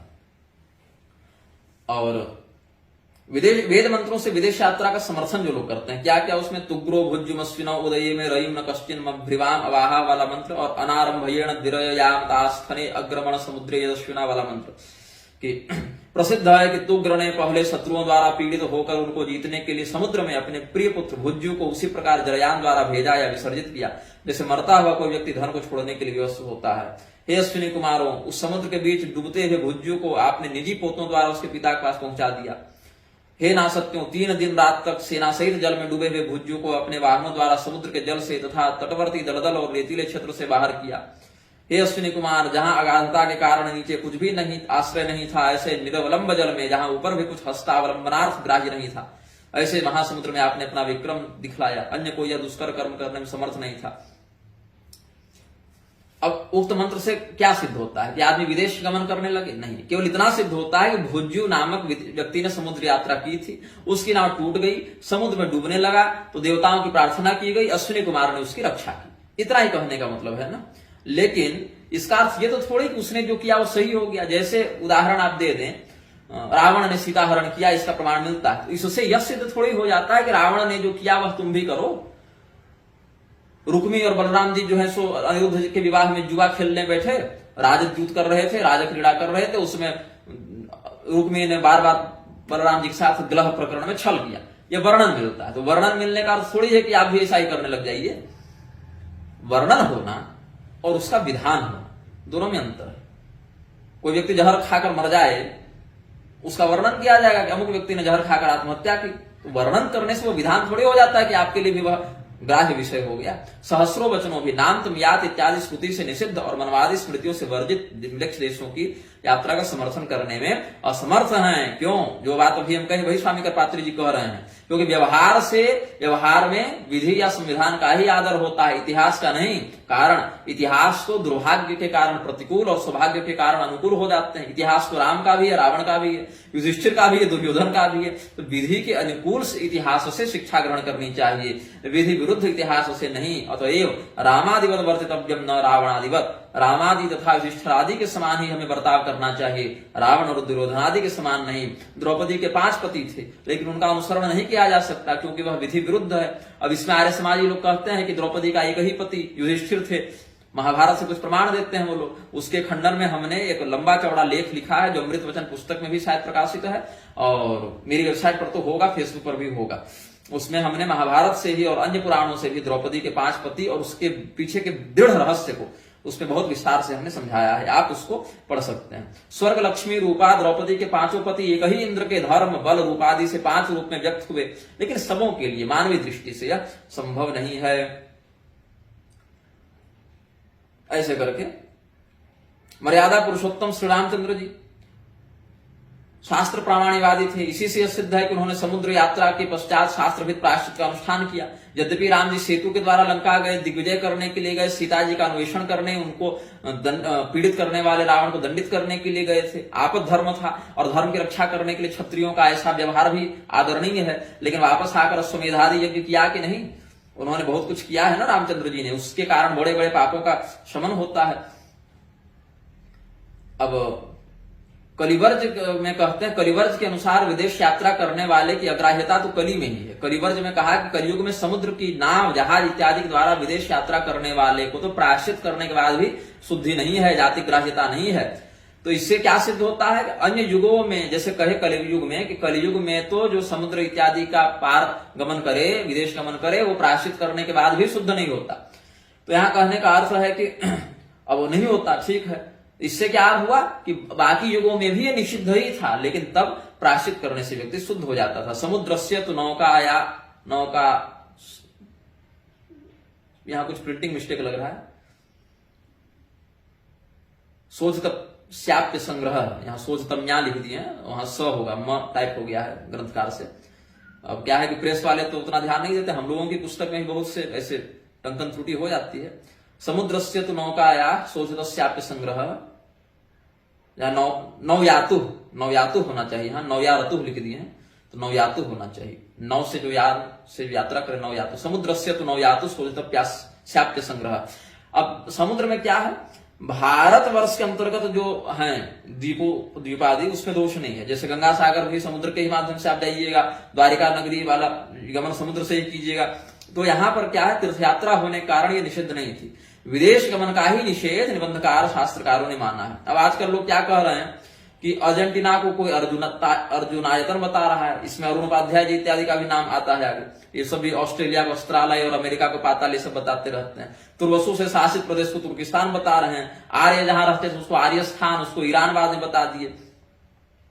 अब सारा ही भूमंडल जब आर्यों से शासित था तो किसी एक स्थान को ईरान और आर्यायन क्यों कह रहे हैं? और जब राजसूय के प्रसंग में पांडवों ने सभी देशों को जीता था तो अर्जेंटीना को ही अर्जुनायतन बताने का प्रयत्न क्यों? कारण है कहीं कोई शब्द मिले तो उसको जोड़ के कुछ भी सिद्ध कर दो, तो ये से नहीं होगा ना। अब वाल्मीकि रामायण के किष्किंधा कांड से कुछ लोग कहते हैं कि गत्वा पारम समुद्रस्य ततः समुद्रम दीपांश्च सुभीमान द्रष्टुमर्हत क्षीरादमति संक्रम्य जगद्दीपम सप्तराज्योपशोभितम सुवर्ण रूपम दीपम सुवर्णाकर मंडितम दीपस्तम्य परे पारे समुद्रे शतयोजने समतिक्रम्यतम देशम उत्तरे पयशाम निधि। वानरों के प्रति सुग्रीव का वचन है कि समुद्र के पार जाकर जहां तहां सीता को ढूंढना, उसके बाद तुम्हें भयंकर सप्तद्वीप मिलेंगे। क्षीर समुद्र का लंघन करके 7 राज्य वाले यवद्वीप स्वर्णद्वीप में ढूंढना, शतयोजन समुद्र के पार एक देश मिलेगा, उसको लांघ कर उत्तर दिशा का समुद्र दिखेगा। इसका आश्रय लेकर कुछ लोग कहते हैं विदेश जाना समर्थन कर सकते हैं, विदेश यात्रा का समर्थन करते हैं। लेकिन देखिए, ये सब देशों में वानर जा रहे हैं, किमपुरुष योनि के वो दिव्य लोग जा रहे हैं। हनुमान जी उड़ के सूर्य को निकलने चले गए थे, आप भी निकलिए जाकर, कुछ ढेली पत्थर निकल लीजिए, एक जलता दीपक ही निकल लीजिए, कम से कम। नहीं होगा ना आपसे। इच्छा अनुसार रूप धारण करने वाले, पराक्रम धारण करने वाले, बसी बसाई सेना, व्यवस्था, अर्थकोष, अर्थव्यवस्था, मंत्रिमंडल, सबके साथ इनकी एक बसी अलग देव योनि है इनकी, किमपुरुष योनि। वो सब देवताओं के अवतार लेकर यहाँ पर पृथ्वी पर आए थे। कोई किसी देवता की, कोई किसी देवता के, सबके अवतार थे ये सब। किमपुरुष योनि के सब अलग अलग देवता हैं। ये सब कोई बंदर भालू सामान्य नहीं थे, स्वरूप से बंदर भालू थे, तत्व से दिव्य शक्तियां थी, इसीलिए जा सकते थे। इन पर ये सब नियम लागू नहीं होते जो हम मनुष्यों पर लागू होते हैं। ये रहस्य है इसमें।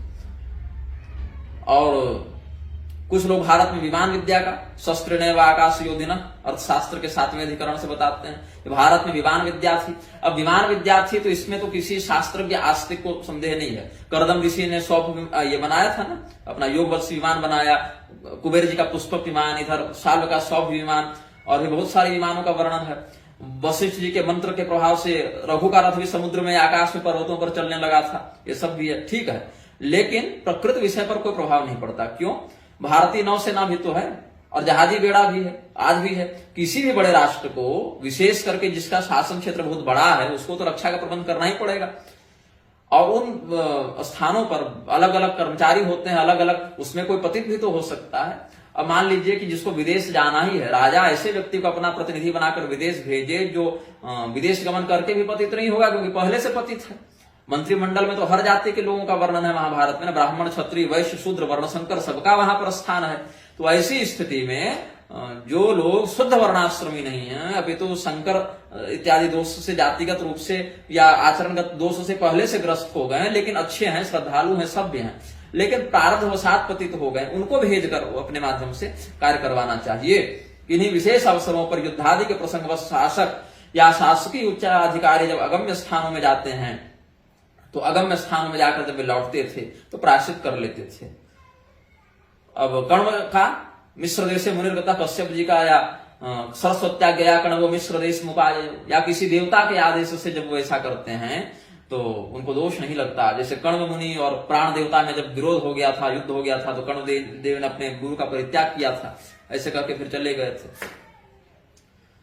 अब कहते हैं इसमें कुछ लोग कि भारत में जब तक चक्रवर्ती परंपरा थी तब तक तो लोगों का विदेश आना जाना था, बाद में द्वीपांतरों में इनके आने जाने का क्रम लुप्त हो गया, केवल स्थल मार्ग रह गया, जमीन जमीन से जाना था। इसीलिए जो भारतीय थे वो धीरे धीरे धर्म कर्म को उधर वाले भूल गए, और इसीलिए कह दिया कि भारत से द्वीपांतर गए हुए जो क्षत्रिय थे वो ब्राह्मणों के न मिलने से, उनके मार्गदर्शन के भाव से धर्महीन होकर म्लेच्छत्व को प्राप्त हो गए। इसीलिए उस समय जब चक्रवर्ती शासन था तब चलता था। आज के लोग जब धर्म कर्म से पुनः युक्त हैं तो जा सकते हैं, लेकिन ऐसा नहीं है। कारण है, देखिए, मनुस्मृति में ही वर्णन है कि सनकैस्तु क्रियालोपादिमा क्षत्रिय जातय वृषलत्वम गता लोके ब्राह्मणा नाम दर्शना। इसका अर्थ है कि मनु के ही समय ये सब पतित हो चुके थे, उस समय वृषलत्व को प्राप्त हो चुके थे उस समय। और यही कारण है कि जब आदि सम्राट मनु के राज्य काल में भी आर्य जाति का प्रसार पूरे भारत में भी नहीं हो पाया ढंग से, न तब रहन सहन की सुविधा की दृष्टि से वो अपने पूरे, जैसे एतान विजातयो देशान संश्रयन प्रयत्नतः, क्यों उन्होंने लिखा कि बसाना और बताना, क्योंकि उस समय जो है सो उतनी उनकी स्थिति में दृढ़ता नहीं आई थी। तो ऐसा कहना कि बाद में हो गए, पहले सबका आना जाना था, यह उचित नहीं है, क्योंकि मनुस्मृति में उनके राज्यत्व काल का संविधान है। जब आदि सम्राट मनु के राज्यत्व काल में, जबकि आर्य जाति का प्रसार पूरे भारत में कदाचित न हो पाया होगा, तभी रहन सहन की सुविधा की दृष्टि से उनका अपने संविधान में भारत के अमुक अमुक प्रदेशों में बसने न बसने का नियम सुसंगत हो सकता है, जैसा कि उन्होंने स्वयं लिखा। तो सनकैस्तु क्रियालोपात, इस वचन को ही ह्रास काल का क्यों माना जाए? अतः कहना पड़ेगा मनु सर्वज्ञ कल्प थे, अपने शासन काल के लिए नहीं, अपितु भविष्य में होने वाले विधान को भी देखकर उन्होंने लिखा कि क्या क्या होना है, क्या क्या होगा, कैसे कैसे करना है। जब यह कहा जाता है कि वर्तमान काल के शिंतो, यहूदी, ईसाई, मुसलमान आदि लोग उन्हीं धर्मभ्रष्ट आर्यों की संततियां हैं, तब इस पर ध्यान क्यों नहीं दिया जाता कि ब्राह्मणों का दर्शन क्यों हो गया? अदर्शन ब्राह्मणानाम अदर्शनात् क्यों हुआ? मनु के ही वचनों पर ध्यान दिया जाए तो स्पष्ट हो जाएगा कि मनु ने ही लिख रखा है, द्विजातीय लोग प्रयत्न करके भारतवर्ष की ब्रह्मावर्त आदि भूमि में ही रहें, क्योंकि इन देशों से भिन्न देश म्लेच्छ देश है, वहां न जाएं। युधिष्ठिर, भीम, अर्जुन इत्यादि का काल तो उन्नति का काल माना जाएगा, लेकिन उस समय भी आर्य म्लेच्छ आदि का भेद हो चुका था, और यही कारण है महाभारत के सभा पर्व में देखिए बहुत से म्लेच्छ लोग उनके यहाँ आए थे। कालेवन का प्रकरण भी है ना, द्वारिका में जब उसने मथुरा में आक्रमण किया है द्वारिका निर्माण से पहले, जब वनई सहितो राजा भगदत्तो महाबल औष्णिकान अंतर्वासांश्च रोमकान पुरुषादय, रोम से और इधर यवन लोग आए, तुरुस्क आए, चीन से आए, चीनास तथा संकाश्च चौंडान वरकरान वनवासिनः, सकाश तुरुस्का कंकाश्च मौनाश्च सिंगड़ो नराह, महाभारत के सभा पर्व से बता रहे हैं स्वामी जी। और महाभारत के समय भीष्म आदि के समय भी मनुस्मृति का सम्मान था। इतना ही क्यों, मनु का वचन जो है यदवय मनु रवदत्त तद्भेषजम, यदवय मनु रवदत्त तद्भेषजम, कि मनु ने जो कहा वह औषध है। वाल्मीकि रामायण में मनु के श्लोक उद्धृत हैं। अनादि वेद में जिन मनु का वर्णन है और उनके द्वारा वर्णित चौंड आदि जातियां युधिष्ठिर के बाद हो गई, ऐसा नहीं। और क्या मनुस्मृति का आर्य म्लेच्छ देश का भेद युधिष्ठिर के पश्चात अवनति काल का? बहुत सी जातियों की उत्पत्ति तो वशिष्ठ जी और नंदिनी के प्रकरण में, जब विश्वामित्र ने आक्रमण किया है तो नंदिनी के अंग से बहुत सारी, जैसे तस्याहुम भारवोत्सृष्टा पहलवा सदसो नृप, वाल्मीकि रामायण के बालकांड में ही मिल जाएगा, है ना। तस्याहुंकार तो जाता काम्बोजा रविसन्निभा, योनि देशाच्च यवना सकृत देशाच्छका स्मृता, रोमकूपे सुम्लेच्छाश्च हारिता सकिरातका। वशिष्ठ की सुरभि गौ के हुंकार भाव से बहुत से अवयवों की उत्पत्ति हुई। सुरभि ने यवन मिश्रित शकों को उत्पन्न किया। रोमकूपों से बहुत से म्लेच्छ और किरात और हारितों की उत्पत्ति हुई। योनि से यवन और गोबर से शकों की उत्पत्ति हुई। अतः यही मानना पड़ेगा कि प्रत्यंत या दीपांतर निवासी बहुत म्लेच्छ जातियां थीं। कुछ आर्य क्षत्रिय भी युद्धादि के प्रसंग से उनके स्थल पर गए और वहीं रह गए, तभी उन्हें प्रवासी कहा गया। लेकिन म्लेच्छ देश होने से वहां ब्राह्मणों का जाना नहीं हुआ, अतः ब्राह्मणों का मार्गदर्शन इन लोगों को वहां नहीं मिल पाया जो क्षत्रिय इत्यादि लड़ने के लिए चले गए थे। तो ब्राह्मणा नाम अदर्शनाथ के कारण क्या हो गया? वृषलत्वम गता लोके, ये म्लेच्छत्व को प्राप्त हो गए। अब कुछ लोग कहते हैं कि देखिए 700-800 वर्षों तक, 1000 वर्षों तक युद्ध चलता रहा और भारतीय जनता मानसिक दास्यता के चंगुल में फंस गई। इससे पहले तो हजारों लाखों वर्षों तक हम लोग पूरी पृथ्वी का शासन करते रहे। इसीलिए जब लोगों को कुछ नहीं मिला तो कपोल कल्पित प्रक्षेप करके, यहाँ प्रक्षिप्तवादी लोग फिर आ गए ना कि एक दूसरे के प्रांत में कोई न जाए और कूप मंडूक बन के अपना सर्वनाश कर ले, ऐसा कुछ लोग उतर्क करते हैं। लेकिन ऐसा धर्मशास्त्रीय मत नहीं माना जाएगा। क्यों? एतान द्विजातयो देशान संश्रयन प्रयत्नतः इत्यादि वचन कब कहे गए? ये 700-800 साल में तो कहे नहीं गए, ये तो मनु भगवान के समय कहे गए हैं। आदि सृष्टि उसमें चल ही रही थी। तो ऐसी युक्तियां वही लोग कहते हैं जो पुराणों को 500, 700, 1000 साल पहले का मानते हैं। 2000 साल पहले ऋग्वेद लिखा गया, 1000 साल पहले पुराण लिखे गए। ऐसी जो मूर्खता करते रहते हैं प्रक्षिप्तवादी या मैकॉलेवादी जन, उनका ये मत है। उनके मत में तो बहुत कुछ होते रहता है, उससे शास्त्र सम्मता बाधित नहीं हो जाती है। और विदेश यात्रा के समर्थक कहते हैं कि न जन्मयात नाम तुमयात, इसका अर्थ है कि मनुष्यों को पापियों की संगति से दूर रहना चाहिए और पापियों के आवास स्थानों के संसर्ग से दूर रहना चाहिए। लेकिन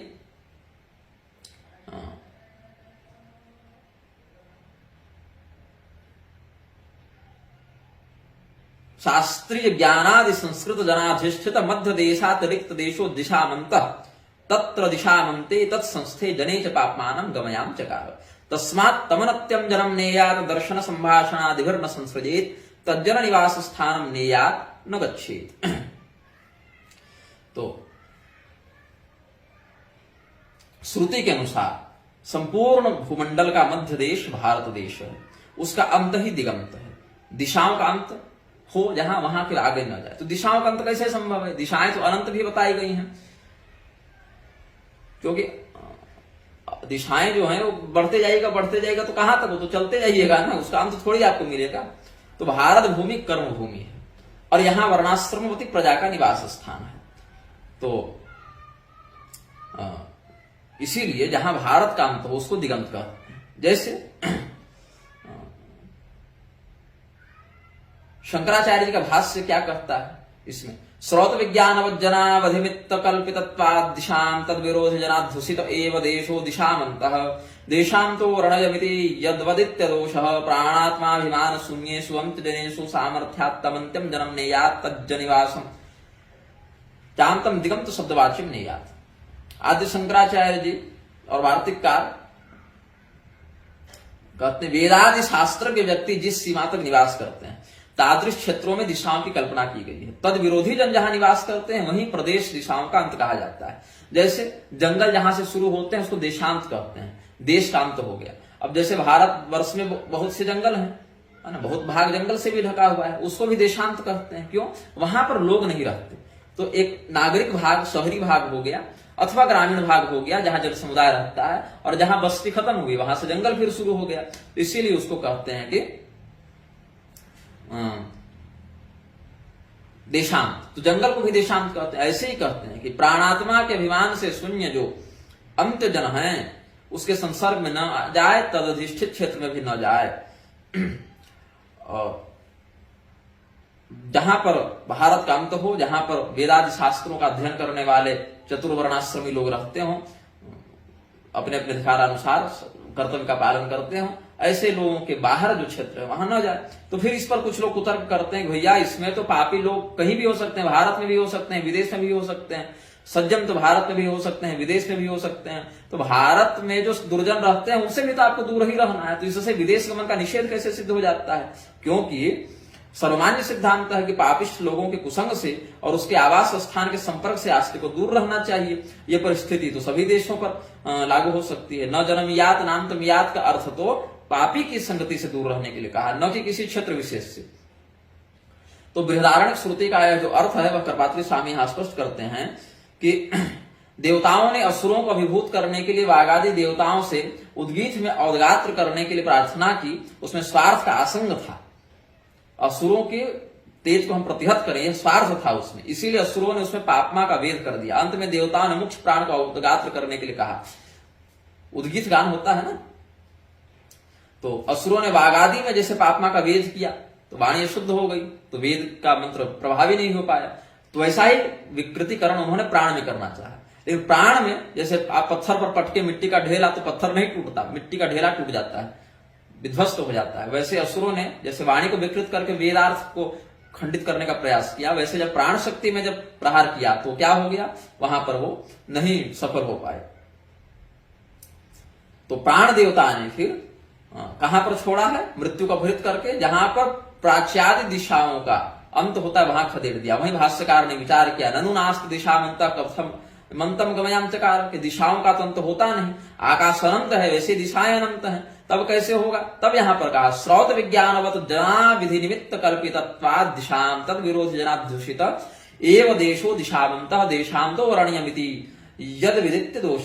श्रुति स्मृति इत्यादि का जो विज्ञान धारण करते हैं, उसका आचरण करते हैं, ऐसे विपश्चित जनों के निवास अवधि सीमा को निमित्त बनाकर दिशाओं की कल्पना की गई है। स्रोत विज्ञान संस्कृत जन एवं उनसे अधिष्ठित देश ही दिशाएं हैं। तद विरोधी जनाध्युषित देश, वैदिक मर्यादा का जो पालन नहीं करते ऐसे जनों का, वृक्ष जनों का जहां अधिष्ठान है, उसको दिगंत या देशांत कहा जाता है। जैसे देश का अंत न होने पर भी जंगल को देशांत कहते हैं, वैसे दिशाओं का अंत न होने पर भी जहां श्रुति स्मृति पुराण आदि विज्ञान संबंधित जन नहीं रहते हैं, भारतवर्ष से विभिन्न अन्य दिशाओं के पीछे जो देश हैं, वहां पर भारत की सीमा को ही दिशाओं का अंत कहा जाता है। दिगंतों का शब्द, दिगंतों की अपेक्षा वही मध्य देश है।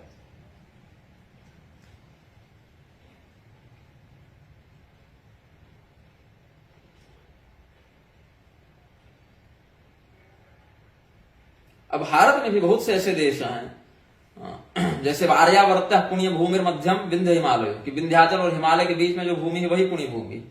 और कहीं कहते हैं अहो अमीशाम की मकारी शोभनम, भागवत के अनुसार कि भारत भूमि में जन्म लेने वाला जो है। और श्रुति स्मृति सदाचार संस्कृत आशय वज्जनम अवधिकृत्वोक्तेर नतु दोषो मनागपि, मनारापि लिख दिए हैं, टाइपिंग मिस्टेक है, मनागपि होना चाहिए, थोड़ा सा भी दोष नहीं, ऐसा कहते हैं। भारत देश में जन्म लेने की कामना देवता भी करते हैं। मध्य देश से अतिरिक्त भारत भूमि के अन्य भागों को पापमा का आश्रय नहीं कहा जाता। क्यों? क्योंकि विंध्य और हिमालय का जहां मध्य है, वहां प्रकृति में श्रुति स्मृति सदाचार के संस्कारों से संस्कृत जन ही मध्य देश का अर्थ विवक्षित है। शास्त्र प्रसिद्ध अनिंदित आचार संस्कृत मन वाले लोगों का वास स्थान होने से ही प्रसिद्ध मध्य देश मतलब पृथ्वी का जो भारत देश है उसी को श्रेष्ठ कहा गया है। भारतेतर देश दिशाओं का अंत है, अतएव दिगंत है। वहां भी खदेड़ कर विविध रूप से पाप को प्रतिष्ठित किया गया है। मध्य देशावधिश तस्मात् दिगंत एव गृह्यते। वार्तिक में प्रात्यंतिक जनो देश पायपियो जन संश्रयात वर्जते तः प्रयत्नेन तद्विग्ध रधुनातने।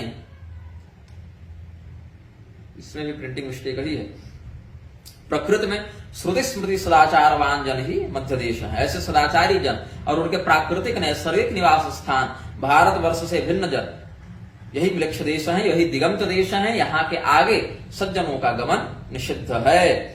अब इसमें यह देखना चाहिए आपको, जैसे कुछ लोग ताइवान इत्यादि जाते हैं, बैंकॉक इत्यादि जाते हैं, है ना, स्वामी चिदम्बरानंद सरस्वती जी और मिथिलेश शरण जी ये सब जाते हैं, तो बड़े नामी ध्यानी ये सब हैं। राजनेताओं से भी उठना बैठना है, संस्थाओं से भी बड़ा गंभीर परिचय है, शास्त्र के विषय में भी धर्म रक्षा के लिए बहुत बढ़ चढ़ के लेख लिखते रहते हैं, बोलते रहते हैं।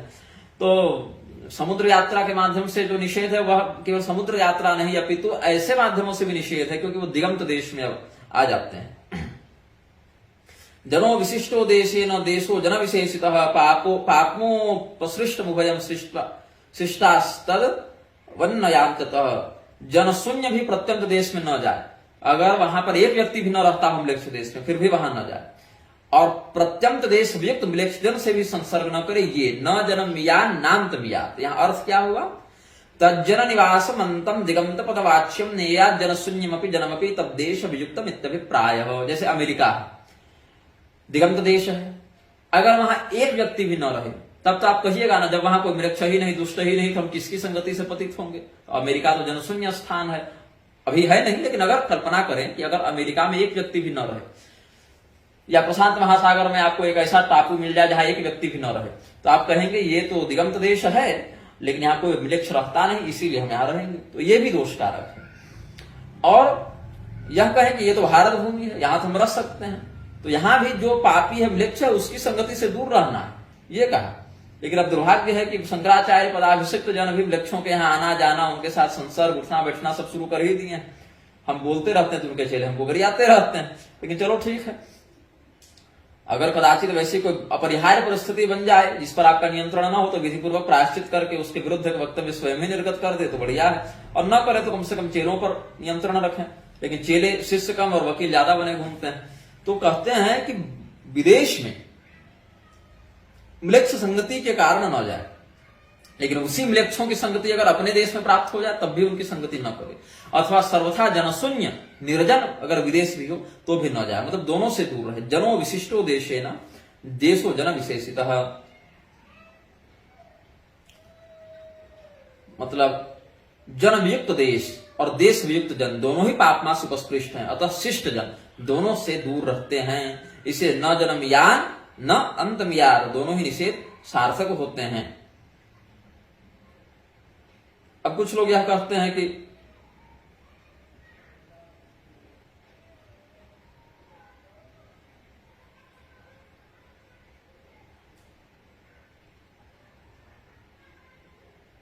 केवल भारत में ही इतना विभाजन बता दिया, मनु स्मृति को ही देख लें। कुरुक्षेत्रम च मत्स्यास्य पंचालासु सेन का एस ब्रह्मर्षि देशो वे ब्रह्मावर्तादनम तरह। कुरुक्षेत्र मत्स्य पांचाल इत्यादि को ब्रह्मर्षि देश माना है। एतद् देश प्रसूतस्य सकाशादग्र जन्मनः स्वं स्वं चरित्रम शिक्षेरन् पृथिव्यां सब मानवा। फिर हिमवद बिंधयोर मध्यम यत् प्राग विनशनादपि तत्प्रत्यगेव प्रयागाच्च मध्य देश प्रकृततः।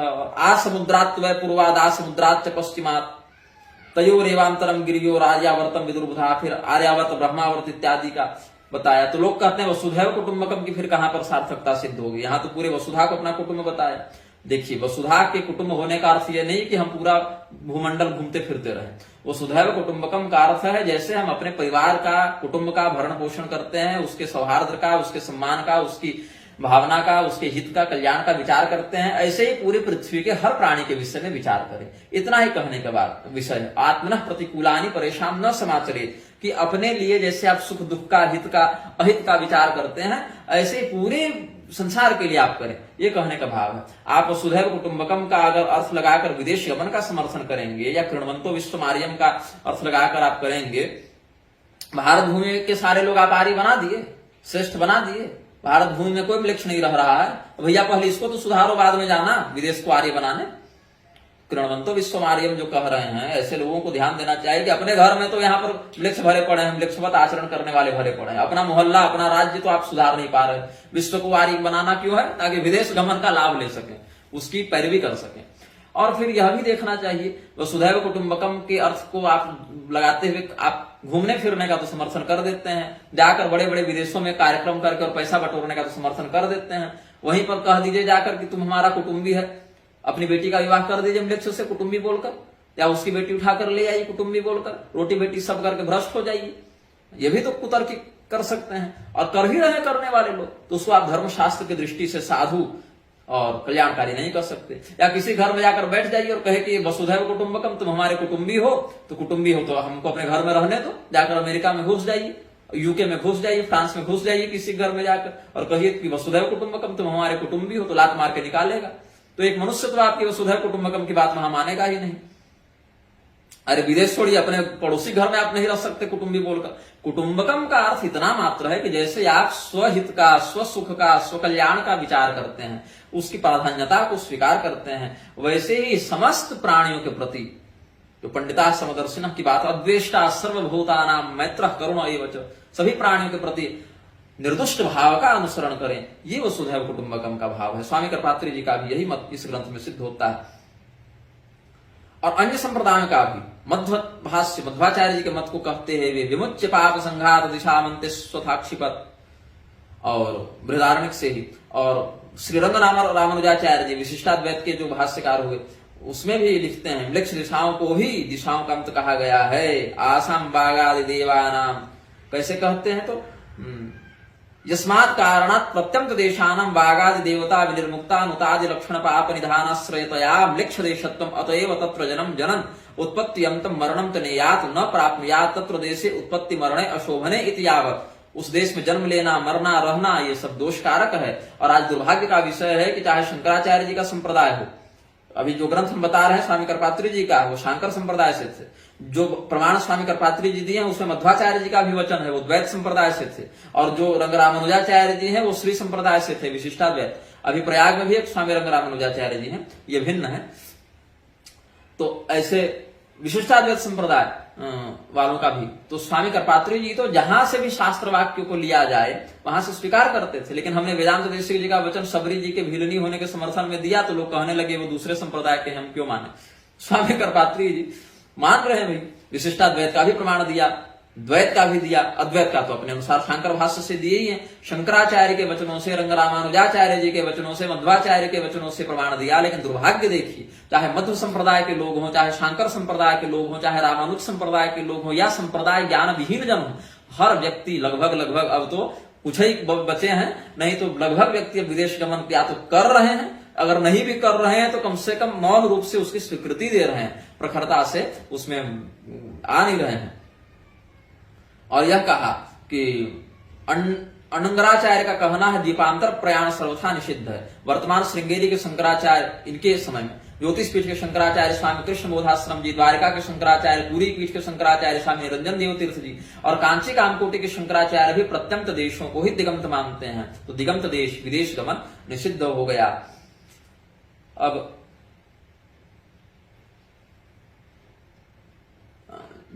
श्रृंगेरी के शंकर, यहाँ चारों पांचों पीठ का नाम लिया है। हम देखिए कांची कामकोटि पीठ के आगे भी इन्होंने शंकराचार्य शब्द लगाया है। अब बहुत से लोग आजकल कांची कामकोटि को तो शंकराचार्य वाला नहीं मानते, लेकिन सुमेरु पीठ जो करपात्री स्वामी बैठा गए वहां के लोग शंकराचार्य मानते हैं। ये उनका अलग ही बदतो व्याघात है।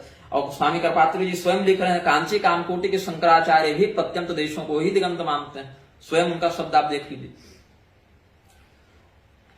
कृष्णसार मृग का प्रकरण आया, कहते हैं जहां कृष्णसार मृग विचरण करें वहां पर ही आर्यजनों को यज्ञादि वैदिक कर्मों का अनुष्ठान करना चाहिए। अब क्या है, कृष्णसार मृग तो जंगल में विचरण करेगा, घर घर में तो बांध के रखिएगा नहीं, वो भी निर्भयता पूर्वक विचरण करेगा तो प्राकृतिक स्थान में।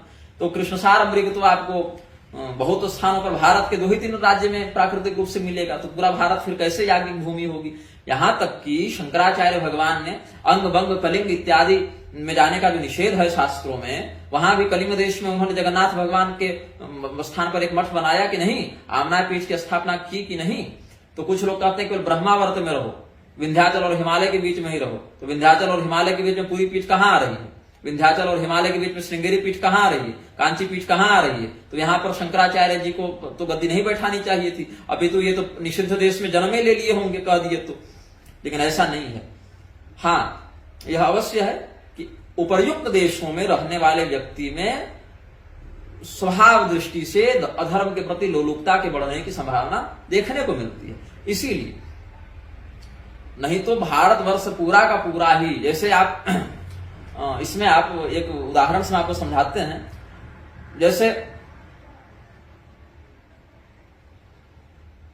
मर्त्यलोक कहते हैं पृथ्वी को।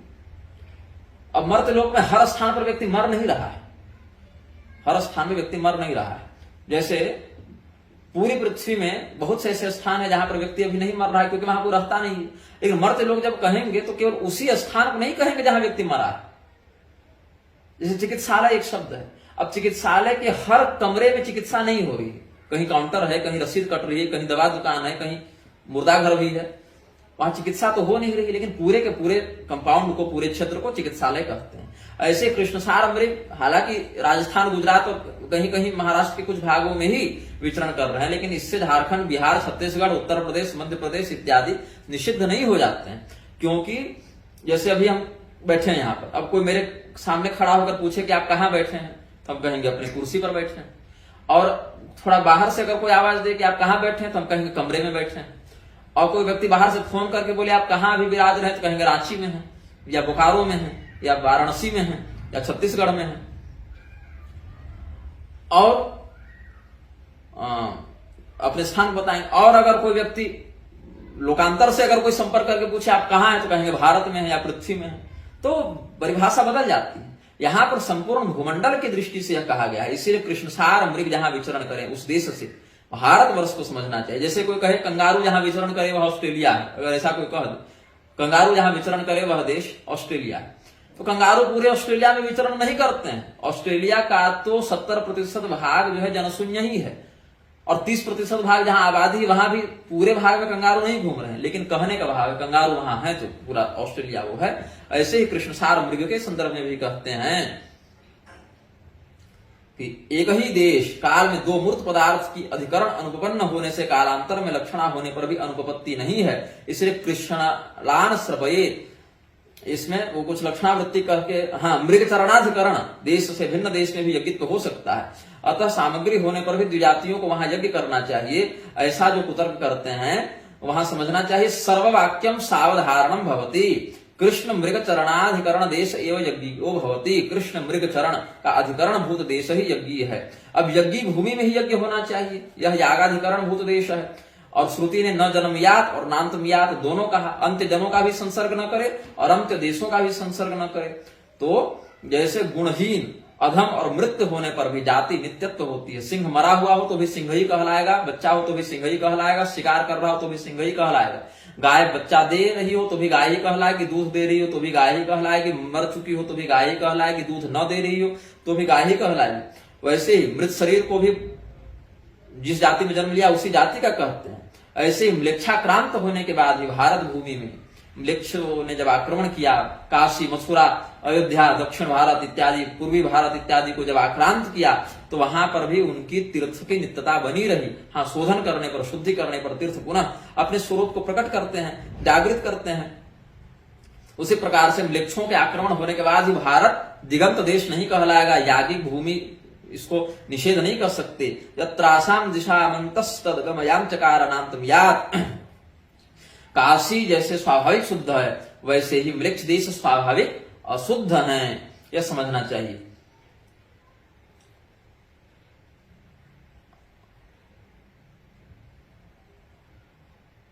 और यह कृष्णसार मृग का भी आपको बता ही दी कि कृष्णसारो मृगो यत्र इत्यादि वाक्य से ब्रह्मावर्तादि भारतवर्ष पृष्ठ में याज्ञ की अधिकरणता के विधान में कोई देश नहीं है।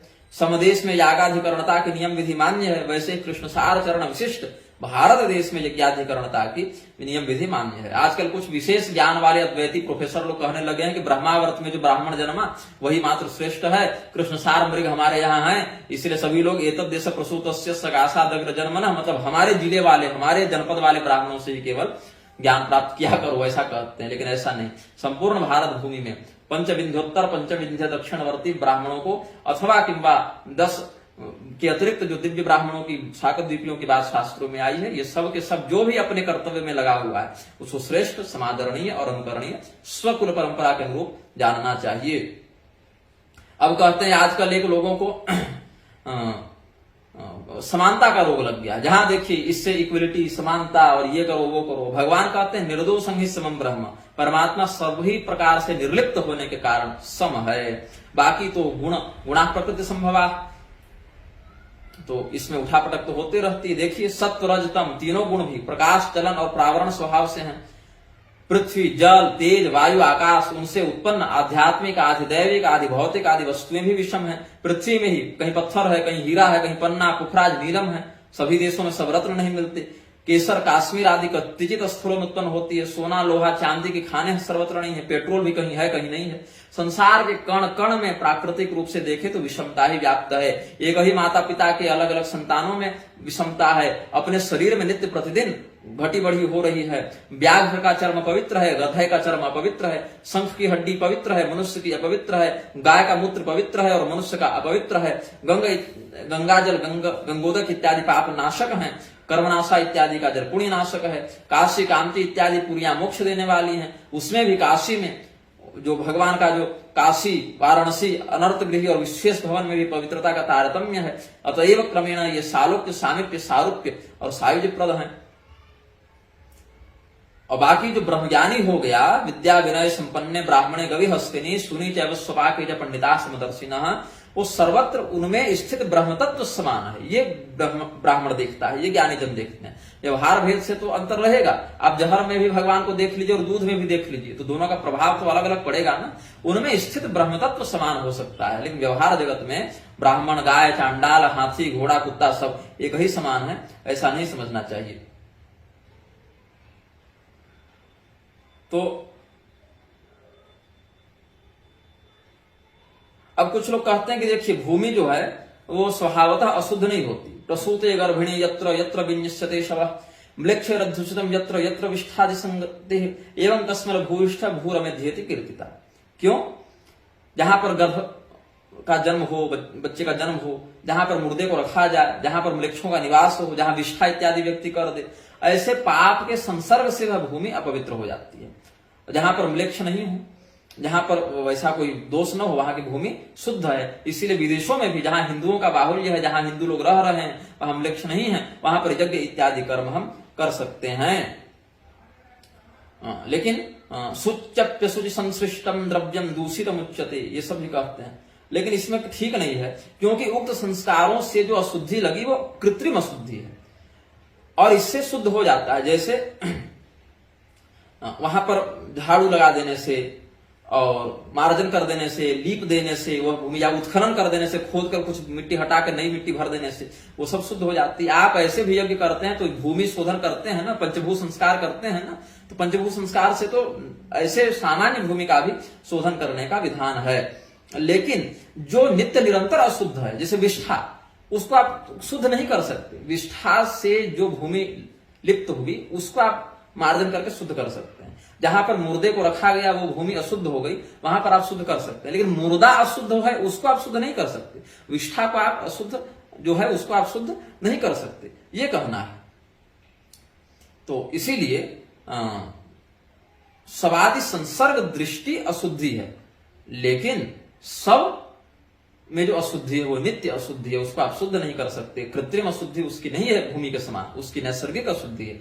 ऐसे म्लेच्छ देशों में जो अशुद्धि है, वहां पर म्लेच्छ रहते हैं केवल इसीलिए वो अशुद्ध है, ऐसा नहीं, अपितु प्राण देवता ने जब पापमा का विसर्जन किया, प्रक्षेपण किया उन दिगंत देशों में, तब वहां पर नैसर्गिक अशुद्धि उनकी व्याप्त हो गई है और वो अशुद्धि सूक्ष्म है, दृष्ट नहीं है। इसीलिए तज्जन्य दोष भी अदृष्ट होता है, सूक्ष्म होता है, दृष्ट नहीं होता है कि आप विदेश चले गए तो आपको कोढ़ हो जाएगा, ऐसा नहीं होता है। लेकिन फिर भी बहुत बार बीमारियां आ भी जाती हैं, नहीं भी आती हैं, लेकिन जो पापमा का जो प्रवास है, संस्कारगत जो च्युति है, संस्कारगत जो पतन है, वो ऐसे तो भारत में भी बहुत से हैं। एतान द्विजातयो देशान संश्रयरन प्रयत्नतः सिंधु सौवीर सौराष्ट्र प्रत्यंतवासिनः कलिंग कोंकणान बंगान गत्वा संस्कार महति। तो कलिंग में कैसे जगन्नाथ भगवान विराजमान हो गए, सौराष्ट्र और ये सब में कैसे आप द्वारिका पीठ की स्थापना किए, शंकराचार्य जी ने किया, निषिद्ध देशों में भी कर दिया। वहां निषिद्ध का अर्थ ये नहीं है, अभी तो कह रहे हैं ये कि समयानुसार मनुस्मृति सत्ययुगी स्मृति है, उसकी छाया लेकर निर्मित देवल स्मृति आदि ग्रंथ उसी कोटि में परिगृहित हो सकते हैं। अतः भारत के अमुक अमुक भाग का वैशिष्ट तथा अमुक अमुक भागों की हेयोपादेयता का तारतम्य तात्कालीन लाखों वर्षों पूर्व की परिस्थिति के अनुसार उपादेय हो सकता है, परंतु संप्रति चारों धाम, सातों पुरी और अगणित तीर्थों से पूरी अखंड भारत समान रीति से हम सबका आवास्य है। ये कहने का उनका अर्थ है। इसी बात का समर्थन हम भी करते हैं।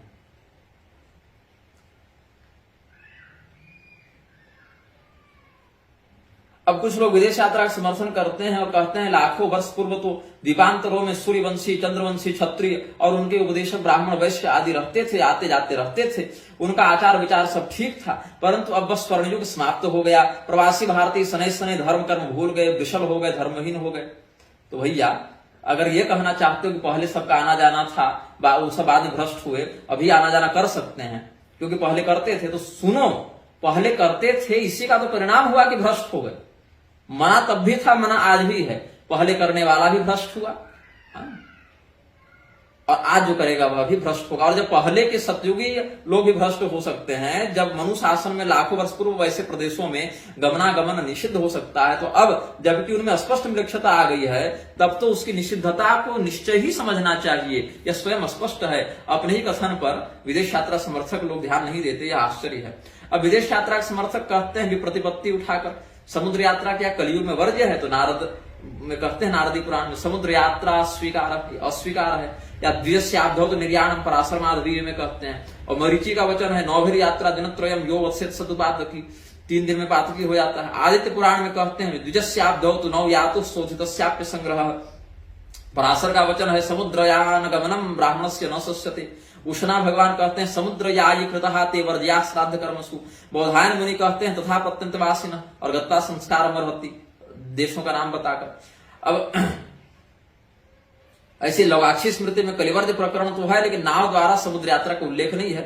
समुद्र यात्रा अस्वीकार का निर्दिष्ट प्रथम प्रमाण बृहन्नारद पुराण उक्त है और द्विजस्याब्धौ तो नौ यातु आदित्य पुराण इत्यादि से है। तो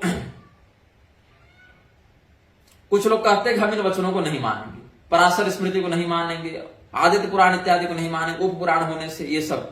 लेकिन कहने का भाव है कि इन सभी पुराणों के विरोधी वचनों को अगर वेद कहते, तब ना आप इनको अप्रमाण कोटि में रख सकते थे। कहते कि वेद से इनका मत नहीं, तो हम केवल भैया वेद को पकड़ के बैठेंगे।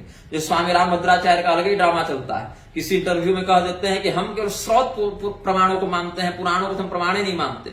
एक इंटरव्यू में कह रहे हैं कि पुराण क्या है, वेदों का ही तो विस्तार है, उपबृंहण है, इसीलिए पुराण को भी स्वीकार कर लो। कभी ऋग्वेद से जैमिनी संहिता उठाकर ले आते हैं, कभी यजुर्वेद से कौथुमी संहिता उठाकर ले आते हैं, लेकिन कौथुमी और जैमिनी सामवेद में होते हैं, ऋग्वेद और यजुर्वेद में नहीं होते। लेकिन मूर्ख लोगों को लगता है भैया नेत्रहीन होने पर भी इतना बोल रहे हैं, संस्कृत बोल रहे हैं और श्लोक बना बना के बोल रहे हैं, मतलब सब कुछ जानते होंगे, भगवाने होंगे। लेकिन सामान्य किस वेद की कौन सी शाखा है, इसमें भी त्रुटि कर जाते हैं। और त्रुटि होना स्वाभाविक है, हम लोग से भी हो सकती है, लेकिन कोई बताए तो स्वीकार तो करो भाई। लेकिन नहीं, हम असाधारण हैं, हम सबके बाप हैं, सबके माए हैं, तुम्हें माता च पिता तुम्हें वाला भाव अपने आप अंदर लगाकर चलते हैं। तो यहां पर बृहन्नारदी पुराण को जो लोग नहीं मानते हैं, उसमें कहते हैं कि जो लोग नहीं मानते हैं उसमें यदि उप पुराण भी है, तो सनातन धर्म के लोग जब निर्णय सिंधु को प्रमाण मानते हैं, मिताक्षरा को प्रमाण मानते हैं, वीर मित्रोदय को प्रमाण मानते हैं, तो उन्हीं ग्रंथों में उद्धृत इन सभी पुराण और उप पुराणों के वचनों को क्यों नहीं मानते हैं? और अगर नहीं मानने की बात है भैया, तो नास्तिक तो वेद को प्रमाण नहीं मान रहा है, उसको क्या हो गया? और अर्ध नास्तिक तो वेद को मानता है, पुराणों को नहीं मानता है। और आस्तिक सनातन धर्मी तो श्रुति स्मृति से जो अविरुद्ध है, ऐसे पुराण आगमादि को भी शिष्टाचार नमित स्वीकार कर लेते हैं। और कहते हैं कुछ लोग कि समुद्रयाई इत्यादि शब्द केवल उनके लिए है जो आजीविका के लिए जा रहे हैं। आजीविका को मना किया, घूमने फिरने से जा सकते हैं। तो जितने कथा करने जा रहे हैं ये सब पैसा ही तो लेकर आते हैं, धन ही तो लेकर आते हैं। आजीविका इनकी चलती है कि नहीं चलती है, लेकिन फिर भी यहाँ आजीविका का कोई विचार नहीं, ऐसे भी जाने का निषेध है। क्यों? क्योंकि कहा उसमें आप जैसे सन्यासी की कोई जीविका नहीं है, कोई पैसा नहीं कमा रहा है, लेकिन अगर रमण कर ले स्त्री से तो वांतासी कहलाएगा ना। तो वांत उद्गिरण का पुनर्भक्षण करने वाला स्वान आदि वांतासी होता है। वैसे परित्यक्त, जैसे उल्टी को फिर खा लिए तो पाप लगेगा, वैसे परित्यक्त गृहदार आदि विषय भोग को पुनः ग्रहण करने वाला सन्यासी वांतासी कहलाता है। ये पतित है उसमें भी तो कोई ये है नहीं कि आप केवल आजीविका के लिए जा रहे हैं, क्योंकि बहुत से हैं। कौन कौन? स्तेन, चोर, पतित, नपुंसक, वेदाध्ययन रहित, जूत खेलने वाला, चिकित्सक, देवलक, मांस विक्रयी, वाणिज्य जीवी, राजा का दूत, गांव का हरवाह, कुनखी, सावदंतक, गुरु विरोधी, स्रोत स्मार्त कर्म से विमुख, अलग अलग कलाओं को रोजी रोजगार के रूप में प्रयुक्त करने वाला, हथियार बनाकर बेचने वाला और जूत वृत्ति करने वाला, मित्रद्रोही और पतितों से अध्ययन और कन्यादान रोटी बेटी का संबंध रखने वाला, पढ़ने पढ़ाने वाला, निरर्थक विवाद करने वाला, शूद्रा से विवाह करने वाला, व्यभिचारिणी पत्नी वाला, शूद्र को गुरु बनाने वाला, शूद्र को शिष्य बनाने वाला, जिस शास्त्र और मंत्र में शूद्र का अधिकार नहीं है उसको भी दीक्षा देने वाला, जिसमें अधिकार है उसका तो देना ही है। ऐसे ही करके ये सब शास्त्र में, श्राद्ध में ये सब वर्जित हैं। और सेतु भेदादि के द्वारा जल प्रवाह को दूसरी ओर ले जाने वाला, डेम बनाने वाला, ये सब भी, और भी जल प्रवाह रोधा, ये सब को भी, डेम बनाने वाले व्यक्ति को भी श्राद्ध में मना किया है। तो क्या कहते हैं? अगारदाही गरदह कुंडासी सोम विक्रयी समुद्रयाई बंदी च तैलिकः कूटकारकः। मनु महाराज कहते हैं। तो कुल्लूल भट्ट कहते हैं समुद्रे जो बहित्रादिना द्वीपांतरम गच्छति। समुद्र के जहाज के द्वारा जो द्वीपांतर यात्रा करता है वह समुद्रयाई है। ऐसे बहुत से ऐसे लोग हैं। गृहदाहक, आग जलाने वाला व्यक्ति, इसमें कौन सी आजीविका है? गरद, जहर देने वाला व्यक्ति, इसमें कौन सी आजीविका है? बंदी, कूटकारक, समुद्रयाई, इसमें जीविका बोधक तो कोई नहीं है। केवल सोम विक्रयी शब्द जीविका बोधक है। इसीलिए यह नहीं समझना चाहिए कि कोई रोजी रोजगार के लिए जा रहा है तब गलत है, बल्कि आजकल तो लोग रोजी रोजगार के ही नाम से अधिक जा रहे हैं। अब यहां पर कुछ लोग विप्रतिपत्ति लगा के कहते हैं समुद्र मांस यानम मांसस्य भक्षणम शास्त्र जीविका सीधुपानम उदित्यानम अभिगीतानि धर्मतः, और ये दक्षिणे मातुली कन्या इत्यादि लगा के कहते हैं। लेकिन ऐसा नहीं है, क्योंकि इससे ये सब जो है वो किसी एक क्षेत्र विशेष के लिए मान्य हो जाएंगे। तो क्या कहेगा उस समय कि जो समुद्रयान मांसस्य भक्षण शास्त्र जीविका की जो प्रतिपत्ति लोग लगाते हैं कि कुछ इस क्षेत्र में रहने वाले लोगों के लिए नियम नहीं, उस क्षेत्र के लिए ये नियम नहीं, तो इस अनुसार तो जानन धर्म तद्यौनम रुक्मिणी प्रेकाम्यया, मातुल कन्या से विवाह करना निषिद्ध है। लेकिन दक्षिणे मातुली कन्या, विदर्भ देश दक्षिण में था, तो विप्रतिपत्ति लगाकर अधर्म होने के बाद भी भगवान ने रुक्मिणी जी के प्रिय करने की इच्छा से कि आपके मायके में चलते आए हैं भैया तो कर लीजिए, इस अनुसार से कर दिया था। लेकिन अगर हम यह कहेंगे कि विप्रतिपत्ति का नियम अगर हम यह कर देंगे तो समस्या यह है कि क्या उन ऋषि महर्षियों को यह ज्ञान नहीं था? कुछ लोग कहते हैं विमान से अगर विदेश जाओगे, वायुयान से तो दिक्कत नहीं, हवाई जहाज से जा सकते हो, नाव का निषेध है ना। तो भैया जो लोग समुद्र की यात्रा का निषेध कर सकते थे नाव से, ऐसे लोग क्या त्रिकालदर्शी ऋषि महर्षि ऐसे नहीं थे जो जानते थे कि 2000-3000 साल के बाद वायुयान आ जाएगा संसार में, तो उसका भी कुछ लिख देते? लेकिन ऐसा नहीं है। कहते हैं कि केवल कली में ही निषेध का कौन सा कारण उपस्थित हो गया? त्रिकालक ऋषि महर्षियों को यह नहीं मालूम था कि 3-4 हजार वर्षों में तीव्रगामी यांत्रिक पोत और वायुयान निकल आएंगे।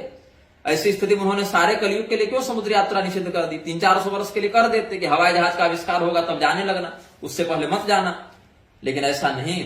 और संन्यास में भी करो संन्यास वर्जित, जो कहा कि कलयुग में संन्यास निषेध है, उसमें भी कहा ना यावद वर्ण विभाग स्याद यावद वेद प्रवर्तते अग्निहोत्रम च संन्यासम तावत कुर्यात करो युगे। जब तक वर्ण व्यवस्था हो, वेद का प्रचार हो, तब तक संन्यास और अग्निहोत्र कलयुग में करना चाहिए। वैसे ही लिख देते कि बड़े बड़े यांत्रिक नाव, जैसे पतवार वाली जो हाथ से चला रहे हैं वो तो निषेध है, लेकिन जब यांत्रिक नाव और विमान आ जाए उस स्थिति में आप जा सकते हैं। ऐसा उसमें भी कुछ नियम लगा देते, लेकिन ऐसा तो नहीं लगाया ना। माधवाचार्य जी शास्त्रार्थ महारथी, उनके पुत्र प्रेमाचार्य जी शास्त्रार्थ पंचानन, और महामना मालवीय जी और पुरी के शंकराचार्य भारती कृष्ण तीर्थ जी ये सब विदेश यात्रा किए हैं या समर्थन करते हैं। उसे भारती कृष्ण तीर्थ जी जो शंकराचार्य के पद पर थे उनको भी यहां तक कि कह दिया स्वामी कृपात्री जी ने कि कोई ऋषि नहीं न बन जाएंगे या शास्त्रकार नहीं न बन जाएंगे। कुछ लोग कहते हैं कि शंकराचार्य जो कर दे वही धर्म है, शंकराचार्य जो कह दे वही अंतिम हो जाता है। ऐसा नहीं है, शंकराचार्य धर्म से चलते हैं, धर्म शंकराचार्य से नहीं चलता है। शंकराचार्य एक व्यक्ति हैं, एक आचार्य हैं, पूरे सनातन धर्म के वो कंट्रोलर नहीं है, नियंत्रक नहीं है। शंकराचार्य को धर्म के अनुसार चलना है, शंकराचार्य के अनुसार धर्म नहीं चलता है। ऐसे तो वासुदेवानंद सरस्वती भी स्वयं को शंकराचार्य बताते हैं, तो उनके अनुसार विदेश यात्रा सही हो जानी चाहिए। पूरी के शंकराचार्य जी कहते हैं कि 4 पीठ 4 आचार्य और स्वयं 5वें पीठ पर जाकर अभिषेक कर देते हैं, तो उनका भी बल तो व्याघात धर्म ही मानना चाहिए। द्वारिका वाले 2 पीठ पर एक शंकराचार्य बैठे, वहां पर भी उसको धर्म मान लेना चाहिए। और फिर अभी सदानंद सरस्वती जो बैठे द्वारिका की गद्दी पर, वो स्त्री व्यासपीठ का समर्थन करते हैं, उनको भी धर्म मान लेना चाहिए। तो जो आदमी शंकराचार्य की गद्दी पर बैठे वो तानाशाही चलाते रहे अपने, ऐसा नहीं होता है। धर्म के अनुसार आचार्यों को होना चाहिए, आचार्य के अनुसार धर्म नहीं हो सकता। हाँ, कहीं कहीं आपद धर्म इत्यादि के अनुसार जो लोग नहीं समझ पाते, वहां पर शास्त्रों में ही जो आपद धर्म, विप्रतिपत्ति, संप्रतिपत्ति ये सब वर्णित है, मीमांसा का प्रयोग करके उसका व्याख्यान करते हैं। लेकिन मनमौजी नहीं कोई कर सकता, ये मेरे कहने का भाव है। और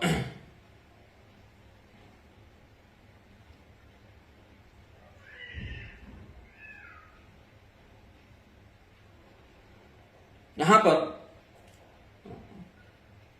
विष्णु स्मृति में जो कहते हैं चातुर्वर्ण व्यवस्थानम यस्मिन देशे न विद्यते म्लेच्छ देश स विज्ञेय आर्यावर्त सतः पर। जहां चातुर्वर्ण व्यवस्था नहीं है वह म्लेच्छ देश होता है। और भारत विष्णु पुराण में ब्राह्मणा क्षत्रिया वैश्या मध्य शूद्राश्च भागस इज्या युद्ध वाणिज्याद्यैर वर्तयन्ते व्यवस्थिता। भारत भूमि में तो ब्राह्मण क्षत्रिय वैश्य शूद्र इत्यादि सभी रहते हैं। तो यह भारत भूमि ही सज्जनों के लिए सेवनीय है, आचार्यों के लिए, चाहे गृहस्थ हो या चाहे सन्यासी हो। मैं सबको कहता हूं ये सब छोड़िए। अब हालांकि कलयुग में इसका कोई प्रायश्चित नहीं बताया गया है, फिर भी भगवान नाम का प्रयोग करके अधिकाधिक अजामिल का स्मरण करते हुए उसके शोधन का प्रयास करें तो भगवान की कृपा से आपको सद्बुद्धि प्राप्त हो, ऐसी हम कामना करते हैं।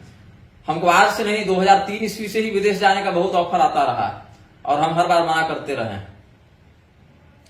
लेकिन अच्छा, कुछ लोग जो यह कहते हैं दक्षिण मातुली कन्या इत्यादि का भी प्रतिपत्ति लगाते हैं ना कि दक्षिण भारत में अपनी माँ की ममेरी बहन से विवाह करना वहां के लिए धर्म है। ये सब नियम तो इस अनुसार से कहेंगे तो किसी एक देश के लिए निषिद्ध होना चाहिए था। हाँ, उत्तर भारत का व्यक्ति विदेश यात्रा नहीं कर सकता या दक्षिण भारत का व्यक्ति विदेश यात्रा नहीं कर सकता, ऐसी कोई बात होती। लेकिन मनु भगवान ने या नारद मुनि ने या और किसी आचार्य ने, पराशर मुनि ने आदित्य पुराण इत्यादि में तो ऐसा नहीं कहा उन्होंने ना।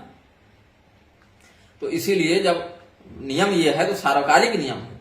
अब इतिहास में कौन गया है विदेश उससे प्रमाण नहीं हो जाता। जैसे यहां उदाहरण कुछ दिए, बाजीराव ने क्या किया, वो बाजीराव ने उन्होंने विवाह किया था ना मुसलमान लड़की से, तो वहां पर शास्त्र सम्मत बात नहीं हो जाएगी ना। लोग गाली देते हैं कि अब हाँ, वो मुसलमान लड़की भले राम राम करके भगवान को प्राप्त करे, लेकिन वो ब्राह्मण क्षत्रिय के समान अपने वर्णाश्रमोचित पति से युक्त होकर यज्ञ में बैठ जाएगी और ऐसा कर लेगी, तो ये संभव नहीं है। बाजीराव की मस्तानी भोग स्त्री मात्र रही तो उतनी आपत्ति नहीं है, इसीलिए उससे उत्पन्न संतान का नाम शमशेर बहादुर लिखा गया। ये वर्ण संकरता का सूचक है। पंडित राज जगन्नाथ बहुत अच्छे व्यक्ति थे, विद्वान थे, सिद्ध थे, लेकिन फिर भी उन्होंने अपने कृत्य की वैधता को समाज में प्रसारित करने का प्रयास नहीं किया। कौन सा व्यक्ति किस कारण से किस इसमें आ गया, कामवश, क्रोधवश, लोभवश, मोहवश, भयवश आ गया, उससे तो शास्त्र प्रमाण नहीं हो जाता है। क्यों? क्योंकि शास्त्र का जो नियम है, अब जैसे कोई व्यक्ति खीर बना रहा है, खीर में दूध की जगह नमक, चीनी की जगह शक्कर की जगह नमक डाल दिया। एक व्यक्ति खिचड़ी बना रहा है, उसमें शक्कर डाल दिया, मिश्री डाल दिया। उस स्थिति में उसको विधि नहीं कही जा सकती। और अगर ब्राह्मणों ने उस समय अगर मान्यता दे दी होती पंडित राज जगन्नाथ के कृत्य को, बाजीराव के कृत्य को, तो क्या होता? और व्यापक वर्ण संकरता फैलती। हमारे राजा, हमारे आचार्य ऐसा कर रहे हैं तो हम भी ऐसा करेंगे। लेकिन नहीं, जो लोग आज ब्राह्मणों को गाली देते हैं कि आप लोग उस समय उनको बहिष्कृत रखे तो अच्छा किए, क्योंकि जब राजा ही भ्रष्ट हो जाएगा और आचार्य ही भ्रष्ट हो जाएंगे तो फिर समाज को और जल्दी रसा चल जाएगा ना। स्वयत्माणम कुरुते लोकस्तदनु वर्तते। इसीलिए वहां पर जब निषेध लगा तो लोगों को प्रेरणा मिली। बड़े बड़े आचार्य और बड़े बड़े राजा भी, सेनापति भी अगर कुछ गलत करे तो धर्म की दृष्टि से उनको नहीं किया जा सकता। वो शासन और व्यासपीठ के अधिपति होकर भी अपनी मनमानी करेंगे तो समाज उनका अनुसरण नहीं करेगा। करने को तो भगवान भी बुद्धावतार में आके बहुत कुछ वेद विरुद्ध बोल गए, तो उसको मान्य नहीं माना जाएगा। तो इस प्रकार से बहुत और भी है। विशेष जो लोग जानते हैं प्रौढ़ भाषाओं को, मीमांसा, व्याकरण, न्याय कुछ पढ़े हैं, वो लोग इस ग्रंथ का अनुसरण करें। इसकी तो निःशुल्क पीडीएफ भी उपलब्ध है गूगल में। विदेश यात्रा शास्त्रीय पक्ष करपात्री स्वामी जी का लिखा हुआ। अब मैं जरा भोजन कर लूं क्योंकि मध्याह्न काल 1 बज गया है। उसके बाद फिर अगले विषय के साथ आपके समक्ष प्रस्तुत होंगे। कहने का भाव सिर्फ मेरा इतना है, जितने भी कुतर्क आप कर सकते हैं बंधु, उन सबका बहुत ठोस और अकाट्य प्रमाण खंडन ये स्वामी करपात्री जी ने कर दिया है। इसके लिए हम उनका साधुवाद व्यक्त करते हैं।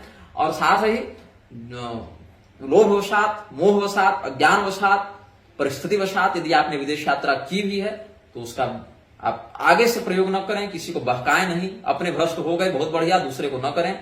हाँ, इसमें कुछ एक छूट हम परिस्थिति के अनुसार समझते हैं। जैसे कोई बहुत बीमार है तो प्राण रक्षा करने के लिए वह इलाज करने के लिए जाए, जो हम निजी मत से समझते हैं अपनी शास्त्र बुद्धि से। कोई व्यक्ति अगर अकाल की स्थिति में, युद्ध की स्थिति में, शत्रु से अपने प्राण बचाने की स्थिति में रोगग्रस्त हो गया है तो औषधि की खोज में वह व्यक्ति अगर अपने प्राण की रक्षा करने के लिए अगर विदेश इत्यादि जाता है तो उसके लिए उतना गर्हित नहीं माना गया है ना। ऐसे तो ना नृतंग साथ जुगुप्सितम इत्यादि वचनों से कहीं कहीं झूठ बोलना निंदनीय नहीं माना गया है। ऐसे ही यहाँ पे प्राण रक्षा के लिए अकाल पड़ जाए तो खाएगा क्या व्यक्ति, है ना। अगर शत्रु मारने के लिए दौड़ रहा है तो कहां जाएगा वो। युद्ध की स्थिति में बहुत बीमार पड़ गया, यहाँ इलाज ही नहीं है तो कहां जाएगा। ऐसी कोई आपात स्थिति आ जाए, या राजा का कर्मचारी गुप्तचर इत्यादि, तो गुप्तचर के लिए तो शास्त्र ने यहां तक कहा कि वो सन्यासी का वेश बनाकर, विष्णु धर्मोत्तर पुराण आदि में आप देखें वहां कहते हैं गुप्तचर तो सन्यासी का वेश बनाकर व्यासपीठ पर बैठ कर प्रवचन भी कर देते थे। हालांकि वो गलत था, लेकिन वो अपने वेश को छिपा कर चल रहे हैं। और उनका पाप किसको लगेगा? राजा को लगता है। राजा का पाप उसका पुरोहित पचाता है, उसका गुरु पचाता है। इसलिए बहुत सारे लोग जो आजकल कहते हैं ना कि नेता के गुरु हैं, अरे प्रधानमंत्री के, मुख्यमंत्री के, राष्ट्रपति के हम गुरु हैं। पूरी प्रजा का पाप ये नेता लोग लेते हैं और नेता का पाप ये गुरु लोग और जगत गुरु लोग लेते हैं। इसीलिए बचना चाहिए। जितना बड़ा सेठ और जितना बड़ा नेता आपके पास आ रहा है उतना सतर्क हो जाइए। उसके पैसे से, उसकी पैरवी से दूर रहिए। धर्म का उपदेश कीजिए, भेज दीजिए। लेकिन अगर उससे आप कुछ लेने लगे, खाने लगे तो बहुत अन्न दोष की स्थिति होगी और यह अन्न दोष आपकी बुद्धि को भ्रष्ट करेगा। भ्रष्ट करेगा तो आप थेथरे पर उतर जाइएगा विदेश यात्रा के समर्थन में, यही हम कहते हैं। लेकिन अन्य कारणों से विदेश यात्रा करना मेरी दृष्टि में बहुत ही गर्हित है और उसका प्रायश्चित बहुत दुष्कर है। इससे बचिए। नहीं बच सकते हैं, भ्रष्ट हो ही चुके हैं तो कम से कम दूसरों को बचे रहने दीजिए। उनमें विदेश यात्रा का समर्थन करके उनको भ्रष्ट मत कीजिए, यह हमारी कामना है आपसे। बाकी आप लोग हमको गाली देने के लिए स्वतंत्र हैं। एक अजात शत्रु युधिष्ठिर थे, एक संजात शत्रु हम पैदा हुए हैं, जिनका पूरा संसार ही शत्रु बना घूम रहा है। ठीक है। श्रीमन नारायण, हर हर महादेव, नमस्ते।